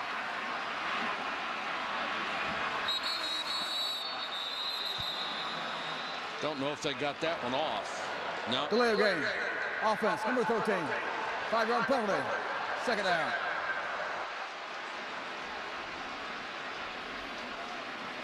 Only the second flag against Georgia.Tech tonight. That's another thing to do if you're going to run this offense. You can't make mistakes that give you second and third and real long. This offense is not designed to get that. No, they need a turnover here. They're +9, Clemson is, in the turnover department coming into this ball game. They need a turnover bad right now. Second and goal. Smith. Got a block on the corner. Orwin Smith back to the 1. Orwin Smith on the carry. Well, I tell you, he can run that play, can't he? Yeah, the big O. He's 6 feet, a little over 200 pounds, and most of the time the wing backs are much smaller and lighter, but he's got some pop to him. But Clemson's defense came to meet him, brought something to hold him out. He gets the momentum going on that jet sweep. You got to catch him at the corner. Now it's third and goal. The clock continues to run. 5 minutes and 50 seconds on a 60-yard drive so far. They love to take their time and watch that clock tick down. Loose ball. Clemson needs this desperately.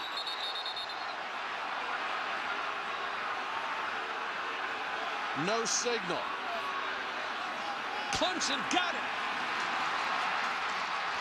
Clemson recovers the fumble. Is that the break they need to turn it around?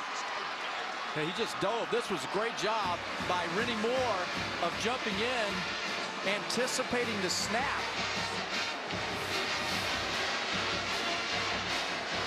Inside.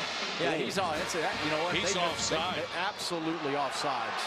I mean, he's offside by half a body length. How do you miss that? You know what? I don't know. I mean, it's just you just wonder how the officials got. He's looking right there.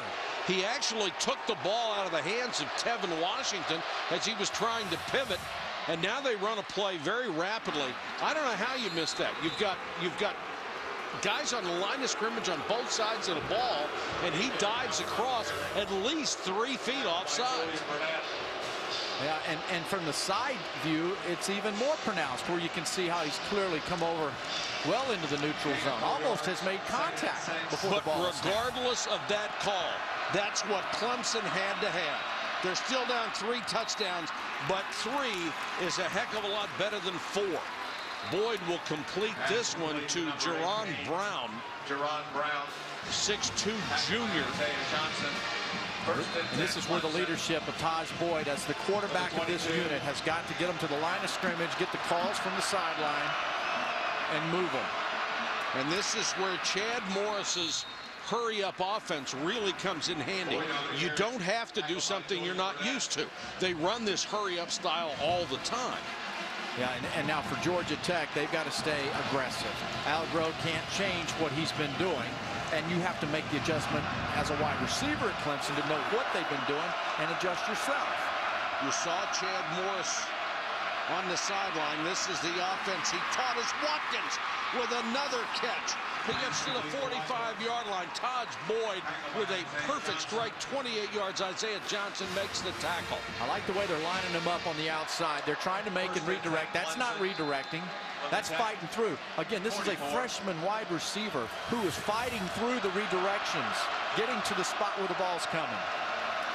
Blitz coming. They pick it up, the pass complete, but Hopkins went out of bounds. Pass complete to DeAndre Hopkins. They'll spot it at the 39. Now you just wonder, again, this ball delivered really crisply to Hopkins out there. Taj Boyd's got a strong arm. He's got an arm capable of bringing this football team back. Boyd down the middle, tipped and almost intercepted. It just hung in front of Isaiah Johnson. He couldn't quite get there. This is one of those, it's like being in a dream at night when you're trying to run away from the bad guy. And you can't get away from him. That's right. Just one more step. Oh, what a great analogy. Boyd over the middle. Hopkins down to the 29. This is the Chad Morris offense that he brought from Tulsa after only 1 year in college football. He was a star in the Texas high school ranks, a disciple of Gus Malzahn, and he brought this offense to Clemson. It's been shut down for the better part of the night, but they need it now.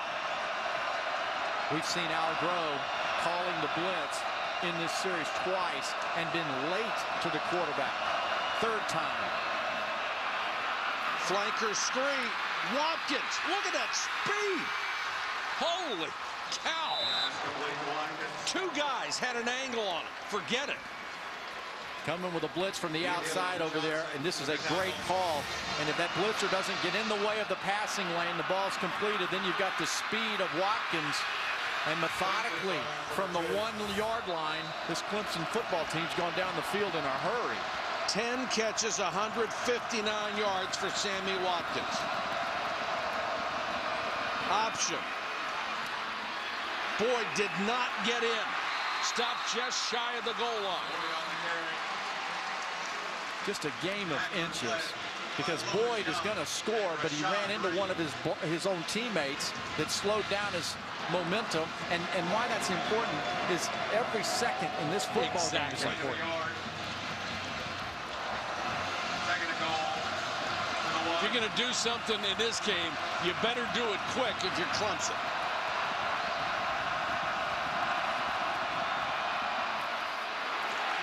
Short. DJ Howard with a dive. They stopped the clock with 2 seconds left in the third quarter. Walls with the stop. Defense number 92. Half the distance to the goal. Remains second down. Second and goal from inside the 1. Now you can see now, now all of a sudden they're calling lined up offside. Yeah, they saw that one. Yeah.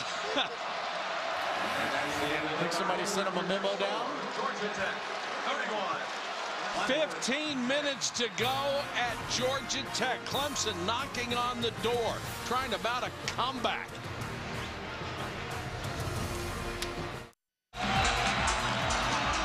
What a spectacular college football game this has been.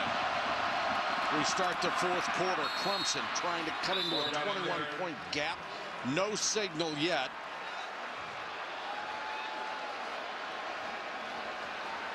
Now they're...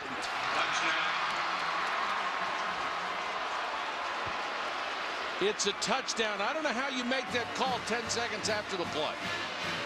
So many things have happened on the ground while you're running in from the sideline to make that call. Yeah, I guess a yard in, it's a touchdown, and Clemson has done exactly what they were supposed to do. Their defense gave them the football with an opportunity. They took it the length of the field. Ruling on the field is a touchdown. The play is under further review. See if the ball maybe shook loose. Has to be indisputable video evidence. Well, Boyd's body is definitely across, but right now he doesn't have the football.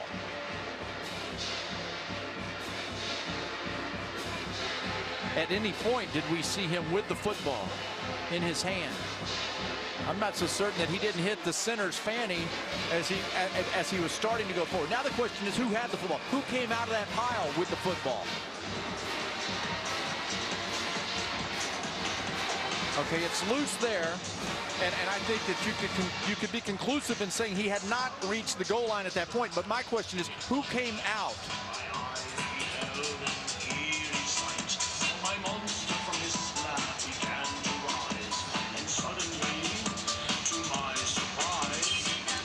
Bottom of the screen, look at 86. The player on the ground in front of him. It's down here. That's exactly where the ball is. Well away from the pile-up. Scooped in. It's a Clemson touchdown. But nobody sees it. The umpire is walking toward the middle of the stack. The line judges are running in from the sideline. They don't see it. The umpire is to the left of the football, and it is clearly down at the bottom right of the screen. And it's pulled in by Brandon Thomas, the left guard. And Brandon Thomas hasn't told anybody he's got the ball yet. Of course, now we come to the issue of what is indisputable.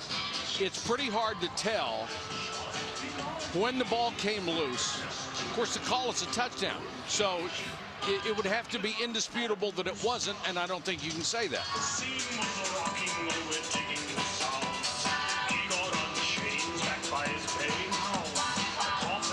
But this is huge for Clemson because it would cut it to 14 points, and we're told the play is going to stand. The ruling on the field stands. So an extra point cuts it to 2 scores with a load of time left. The problem for Clemson's defense, since the first 2 drives, they haven't been able to stop Georgia.Tech, and they've got to stop them. But I tell you what they've done is they put themselves back in this football game.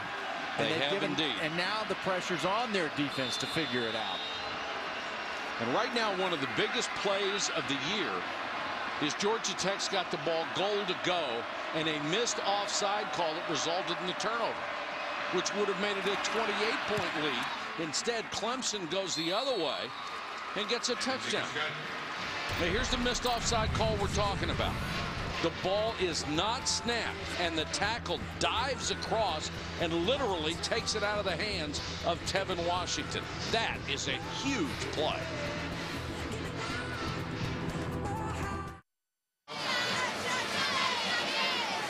Wow, what a ball game. 31-17, Georgia.Tech over Clemson. Early moments of the fourth quarter. It's a 2-touchdown game. Smith and Jones deep to receive.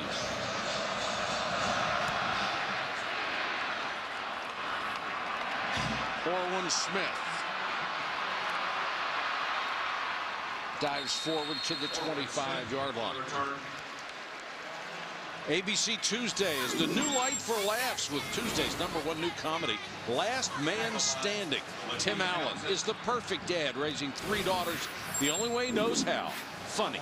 Tim Allen, the last man standing, all new Tuesday, starting at 8/7 Central on ABC. All right, this Clemson defense, the linebackers must stop the inside game. They cannot allow the B-back behind that quarterback to have success. Sims is the B-back as we start this possession. Washington keeps, swallowed up. Let's check in with Robert Flores. All right, Mike, AT&T All-America Player of the Week update. Now, while your undefeated is struggling, another undefeated, Oklahoma State, no problem against Baylor. Justin Blackmon, 13 catches, 172 yards, and 2 scores as the Cowboys are perfect. Up next for them, Kansas State. You can text VOTE to 55862 for a chance at a trip to the national championship. Mike. Thank you, sir. Georgia.Tech trying to protect a 14-point lead and work out another long play. And they try the trick with the toss to Hill. And they blow it dead. False start. Offense, number 61. 5-yard penalty. You wait all night to run that play, and then it gets burned by a penalty. Let's check in with Jen Brown. Well, this Tiger defense, I have to point out, maybe wearing down just a bit. Last time they were on the field, I saw a lot of players with their hands on their hip. Several guys, when they came off the field, utilizing the oxygen tanks behind the bench. You know, they had a good chance there to catch their breath with that long series for their offense. They should be good to go now, but definitely still seeing some players with their hands on their hips. Jen, you can't afford to be tired now. You just have to find a way. All the more reason that this series here, Clemson's defense has got to force a punt. And having Georgia.Tech out of rhythm now at 2nd and 13 is a big deal. Yes, it is. In this offense, it's a big deal. It doesn't necessarily mean it's a passing down, because they'll run on any down out of the option and might be able to pick up long yardage. Well, and you don't want to be throwing the football if it's incomplete, stopping the clock, and all those things come into just a lot of things now. The dynamics of 2nd and 13 considerably different. Washington leads them out. They've had 10 runs. They've picked up better than 10 yards tonight. Washington quarterback draw, big hole. Washington dives out to the 30.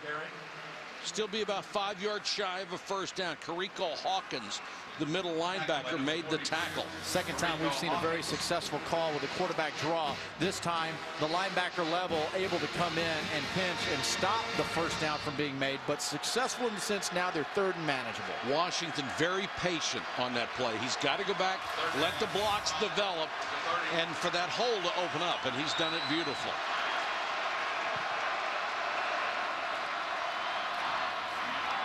They go back to Hill, and this time Clemson waiting for it. 3 orange shirts waiting for Hill. Crawford and Hawkins were in on the stop. You know what, this is all about vision, backside responsibility, doing your job. Clemson did not leave it, and Paul Johnson went back to the tank after the penalty that negated that. You know, and so Clemson's defense, to Jen Brown's point, they had been over there on the oxygen tank. Now they can go over and get a little bit more break. First punt since the middle of the first quarter. And Sean Poole will kick to DeAndre Hopkins.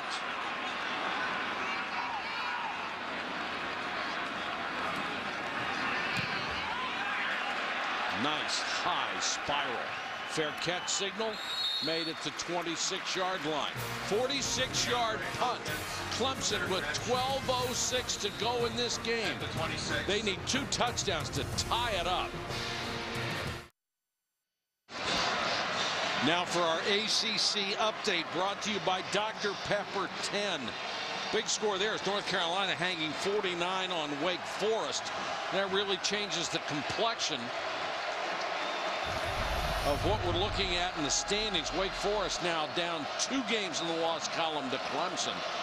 Georgia.Tech needs this game to stay within 1 against Virginia.Tech, and that meeting with Virginia.Tech coming up, what, Thursday? Thursday night. They've got 2 more Thursdays, and it will be, if this hangs in there, monumental. We've already seen how Clemson can strike quickly. Boyd on the run, throws to the sideline, tipped, intercepted, but out of bounds. Rod Sweeting along with Lewis Young, who has played so well at the corner. Oh, but his feet, man, this is just a really close, an ill-advised throw, trying to make something happen. Oh, boy, so close. How many times have we said in this ball game, a game of inches, the little close plays? I think by the time he had possession, his foot had dragged across the line, but that was so close. Allen, the future NFL tight end, takes it on another nice throw by Taj Boyd. And isn't Taj Boyd good? He is very good, and so is Chad Morris, the offensive coordinator, getting him to the line of scrimmage, getting the plays in, snapping the football. This is hurry up on steroids. Underneath to DeAndre Hopkins. He's got another first down. Now the rhythm has been established for Taj Boyd in the backfield. Al Grove, the last series, came with the corner blitz several times and was burned by it. Now he's just rushing 4. And we're seeing clearly that Taj Boyd, given time to throw, will find one of his receivers. Had a spectacular second half. Georgia-Tech blitzing. They don't get there again. This pass incomplete. Jamia Thomas covering Martavis Bryant. Broken up by number 14. Remember now, the goal here is to stop the vertical entry at the line of scrimmage and not let these receivers get down the field so quickly. You can't get scared if you're Georgia Tech. You can't be afraid to get back up on that line of scrimmage and challenge these receivers, because they will beat you if you give them a cushion. Jamia Thomas, number 14, has had quite a ball game. Blitz coming, Boyd out in the flat, and a heck of a catch by Bellamy, but he couldn't keep his balance, and then he drops the ball. Pressure applied by now there's that pressure. The pressure that time coming by Groh is really what disrupted the mechanics of Taj Boyd. Sacks are overrated. Pressure is not. Absolutely. Now 3rd and 10. I'm finding the best player on the field. That would be Sammy Watkins at the top of the field. He's the outside receiver to the top of your screen.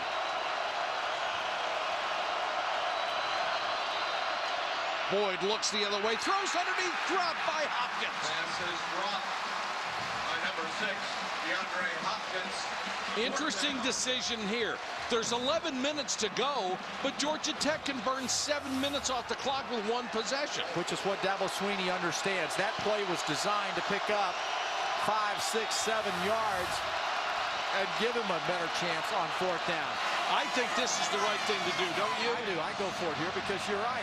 If you don't, Georgia Tech and Paul Johnson will get it back and play keep away from you. There'll be no trick-or-treating. They call a timeout. They want to talk about it. 4th and 10. Will they go or not?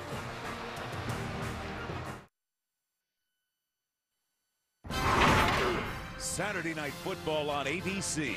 Presented by Southwest Airlines. Find our fares online only at Southwest.com. Nissan, proud partner of the Heisman Trophy. And John Hancock Mutual Funds. Visit JHFunds.com. The chill of a cold fall night has reached Atlanta, Georgia. But Clemson trying to heat it up, going for it on 4th and 10. Zimmerman in the punt. Check it. They have sent on the punting team. Jamia Thomas. Zimmerman, presumably to punt to Thomas, who waits at the 10. So they're going to put the pressure on a defense as Zimmerman kicks it sky high, and Thomas makes a fair catch at the 15-yard line. Tomorrow night, join host Reese Davis, Kirk Herbstreit, and my partner, Craig James, for BCS Countdown as they unveil the latest BCS standings, as well as analyze who are contenders and who are pretenders. BCS Countdown, presented by Tostitos, ESPN tomorrow night at 8:15 Eastern. It continues on ESPNU at 9 o'clock. Well, now after today, what's going on around this country? Going to change a few things, huh? This game here, you see that Stanford's in a battle with USC. How Georgia Tech handles this drive will determine whether that was the right call or not to go for it. Wide open, down the middle, is intercepted. Picked off by Rashard Hall. What a play by the Clemson defense. And Washington was just a beat late. Wait till I show you how lucky Clemson's defense is. Stephen Hill is wide open. Clemson's defense has a blown coverage right side of your screen. They come up and they leave Stephen Hill by himself on the wide right side. I mean, no one is over on the right side with Stephen Hill. Washington never saw him. Now Clemson can pull within 7. Are you kidding? What a ball game. Roderick McDowell is in at the running back spot. To the end zone and intercepted. Jamea Thomas.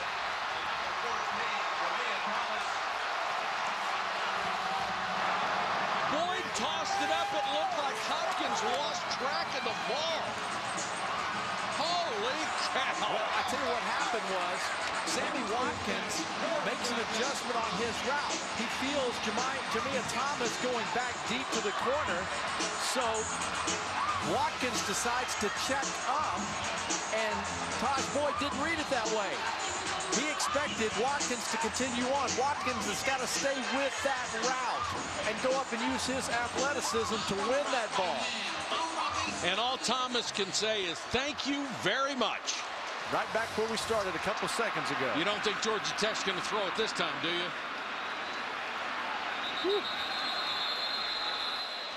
Number 7, David Sims on the carry. You know what? Jamea Thomas and this secondary has played a fantastic game. It's one thing to be given an opportunity, but you got to finish the play.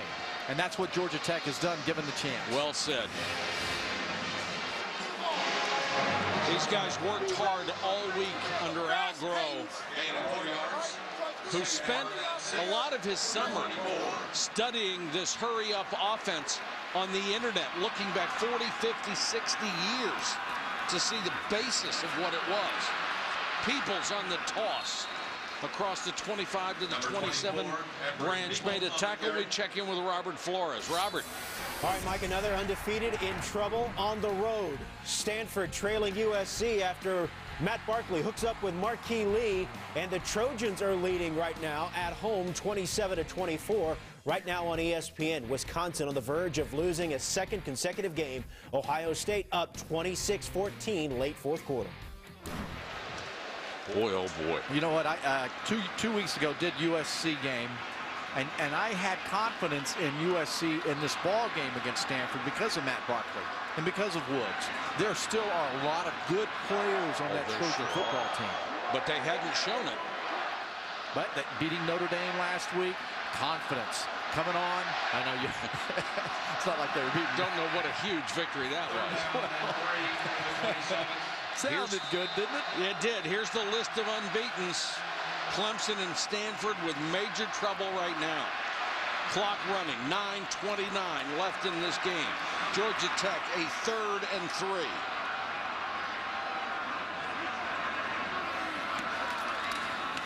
Washington, the keeper, had to reach the 30. He's on the ground, and the ball is laying on the 30. Where will they spot it? It looks like a favorable spot. The official from this side says it's on the 30, and it is a first down. That's another 2.5 minutes. Yeah, I like the way, though, that play was set up. You had the fake motion, went back and set up, then came with the motion, and you're trying, again, to put Kevin Still's defense with their eyes over there watching instead of coming off the ball. He did not like that spot, and I think they're lobbying. Having Dabo Swinney having explained by the official what happens if you challenge that. You're going to lose it. You're going to lose a timeout. They don't need that. They still have quick strike ability. Absolutely. They can get back in this game. They don't need to panic. David Sims on the carry. I think you're going to see Tevin Washington on the back of one of his linemen. He's not down, and he sort of rides it forward at the end. Deshaun Williams. He's not down. He's got the ball across that line. Hey, you know what? I think it's a good spot. Get back and play defense. Clemson's defense is doing all they can to hang in there in this football game. It's got to come down to two things. Defensive ends, the men get up the field, and linebackers hit hard inside on the guards to stop the inside game. 2nd and 7, the clock ticking inexorably. Sims again. David Sims on the carry. Every one of these 40 seconds, and they milk that clock. Coming up next, except on the West Coast, late local news over on ESPN SportsCenter after the conclusion of Wisconsin-Ohio State. You and I going out trick-or-treating after this? This be enough for me. Would it? This has been the treat. Yeah, it has been a treat. And if you're Clemson, it's been a trick. Yeah. But they're not completely tricked yet. 7:13 to go. They have to stop Georgia.Tech, though. Toss sweep. And out of bounds. Pushing and shoving after the play.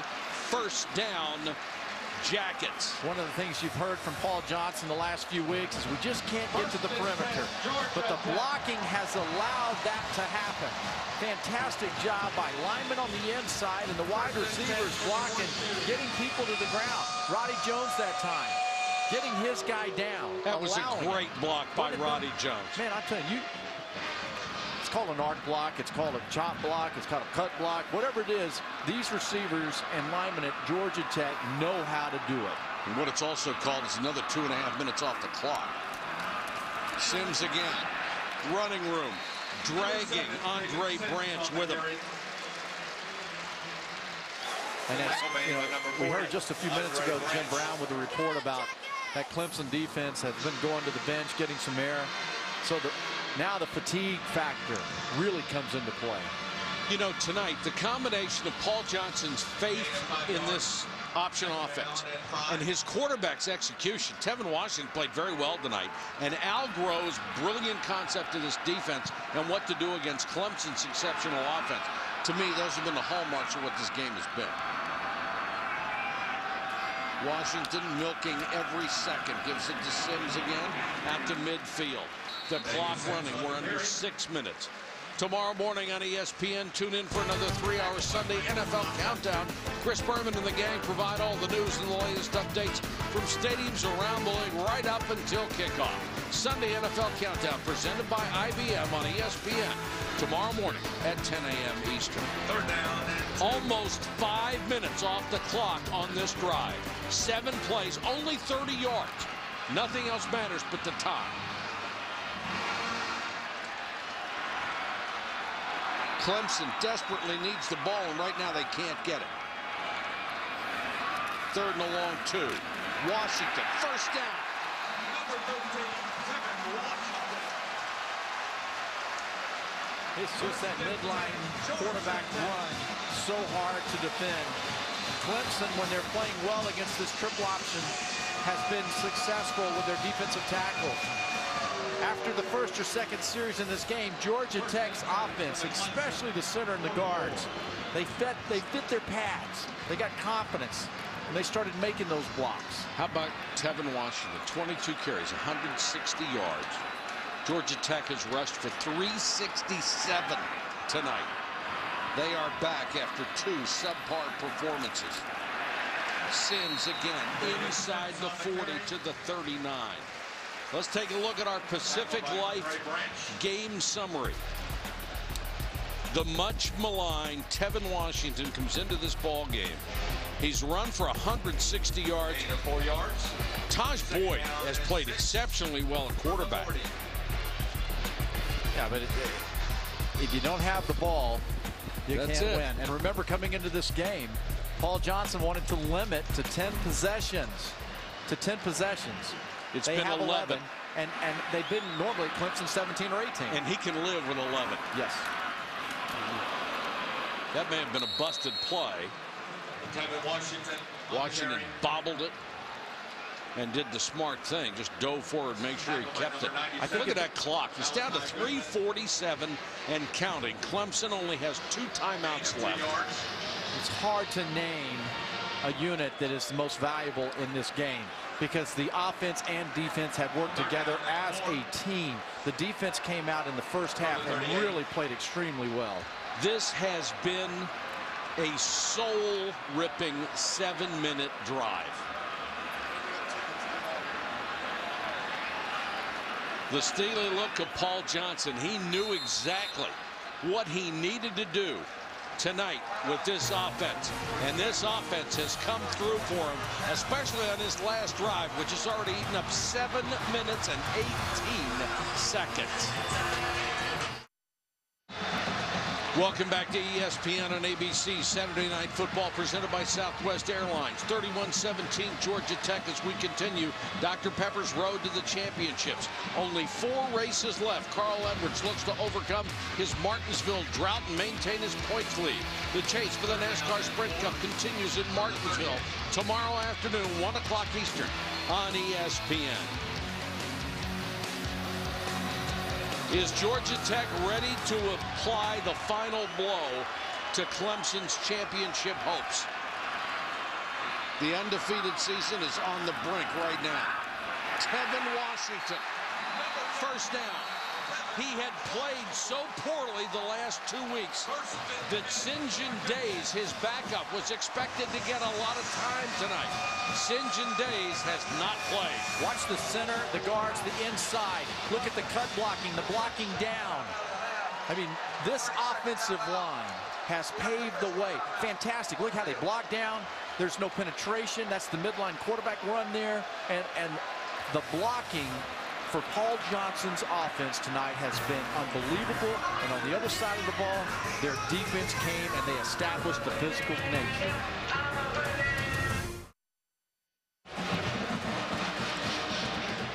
Georgia.Tech squeezing the clock with this drive. They're down to 3 minutes and 10 seconds.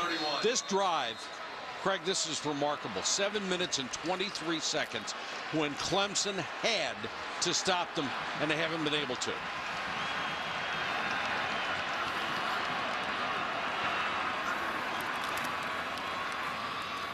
Sims pushed back.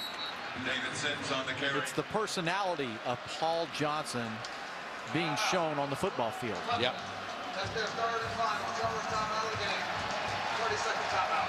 Well, this is one of the big wins, certainly since he's been at Georgia.Tech, one of the big wins of his career. Now for today's big picture, brought to you by Soda. Number 9 Oklahoma against number 8 Kansas State. Heck of a matchup there. And Kansas State gets ripped for its first loss of the season. Baylor against number 3 Oklahoma State. And Oklahoma State took care of Baylor. And number 14 Nebraska upsets number 11 Michigan State. Heck of a performance by them. I thought Kirk Cousins was as off as I've ever seen him for Michigan State today. He was. And Rex Burkhead, this young man, he got after it. He had a big day. He's going to be pretty good, isn't he? He is. He's a good one. That was a heck of a win by Nebraska. There's Al Groh, the veteran defensive coordinator. He's just been able to stand on the sideline and enjoy this drive. Yes, he has. Second down and 9. Well, this Georgia.Tech football team, the last top 5 team they beat was back in October of 09, 28-23 over Virginia Tech, who was number 4 at that time, and it was a homecoming game. Clemson out of timeouts. Washington protecting the ball, picks up a couple. It'll bring up 3rd and long, but Georgia.Tech really doesn't care. As long as the clock is running, that's really all that matters. Clemson is still down 2 touchdowns. Gain of a yard.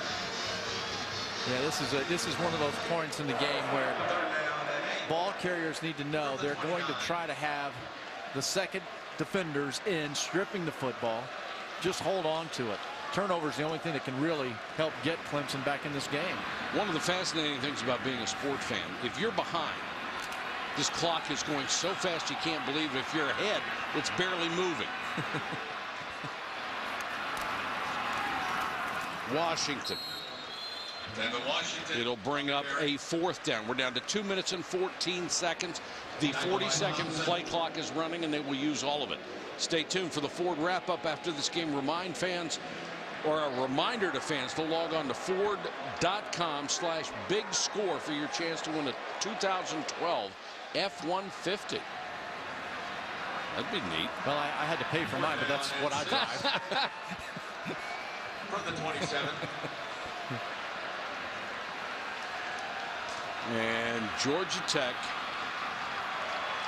At 1:40 and counting, waiting to call a timeout.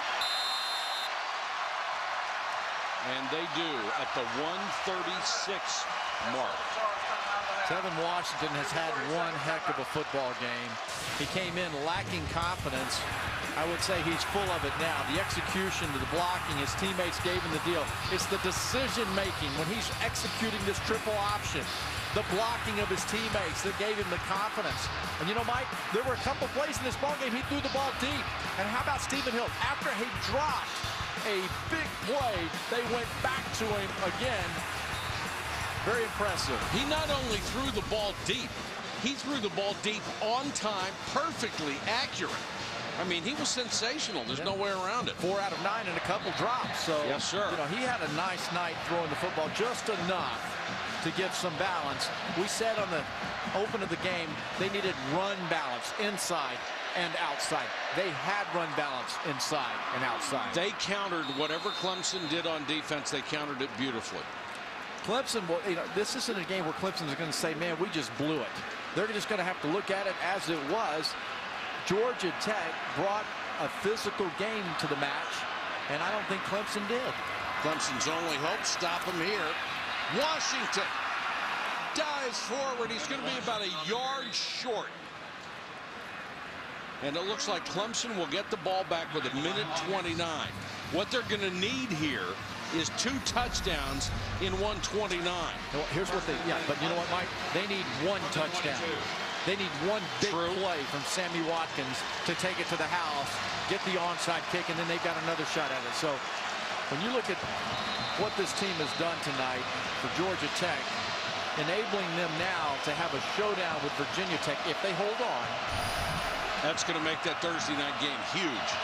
Clemson would still have a game lead in their division. Blitz coming. Boyd unloads. Gets it out to Hopkins, and DeAndre Hopkins gets all he can. And certainly we have seen Clemson all year. They can score, even if you're playing in a prevent defense, they can score in a hurry. Then they would have to get that touchdown, try the onside kick, recover it, and get another one to tie.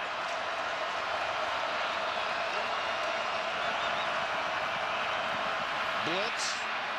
Boyd unloads, and that skips into the hands of Roderick McDowell. Pressure by Georgia.Tech has made the difference. You know why? Because, and here's why Al Groh's doing it. If you let Taj Boyd throw the football, there's a chance he completes it, and yards after the catch would eat him up. Yeah, there's a chance he's going to complete it to Sammy Watkins, and that's not good if you're playing defense. 2nd and 10. This one's too high for Allen. You know, in terms of the Heisman Trophy race that Taj Boyd and Sammy Watkins were in, I had Sammy Watkins on #3 on my ballot coming into this week. Absolutely. And I'm not going to take him off of that. I don't blame you. No, he won't. And I think what will happen now is those who are fans of Sammy Watkins and Taj Boyd, they're going to drift over to Watkins and his side. I don't know that I have ever seen a more impressive freshman receiver than Sammy Watkins. This pass too high, and it's picked off. Jamia Thomas with another huge play. Well, this kid has been spectacular, as has the whole Georgia.Tech secondary.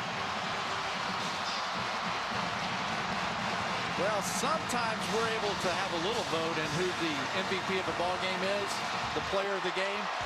It's the defense in the secondary who had a heck of a ball game, but Jamia Thomas, 14, has been all over the place in run support and interceptions. Spectacular. And Hopkins never got his head around to see that one. And now victory formation for Georgia.Tech. What a performance by the Jackets. The last 2 weeks, they had really fallen flat. They couldn't do anything right on offense. Averaged only 14 points a game the last 2 weeks. And with this offense, you're not going to win that way. I remember last Sunday morning, I was flying through Atlanta from Florida State, the game we had done last Saturday. Right. I bought a newspaper, and I read all these columns and comments about how poorly Georgia.Tech was doing. and in the tank. A season woe is thee. They cured the ills in one night. Yeah, they're going to have to write some different stuff this weekend. Well, the homecoming dance starts in about a half an hour. Hope you have a ticket. Georgia.Tech, 31. Dabo Sweeney and Paul Johnson.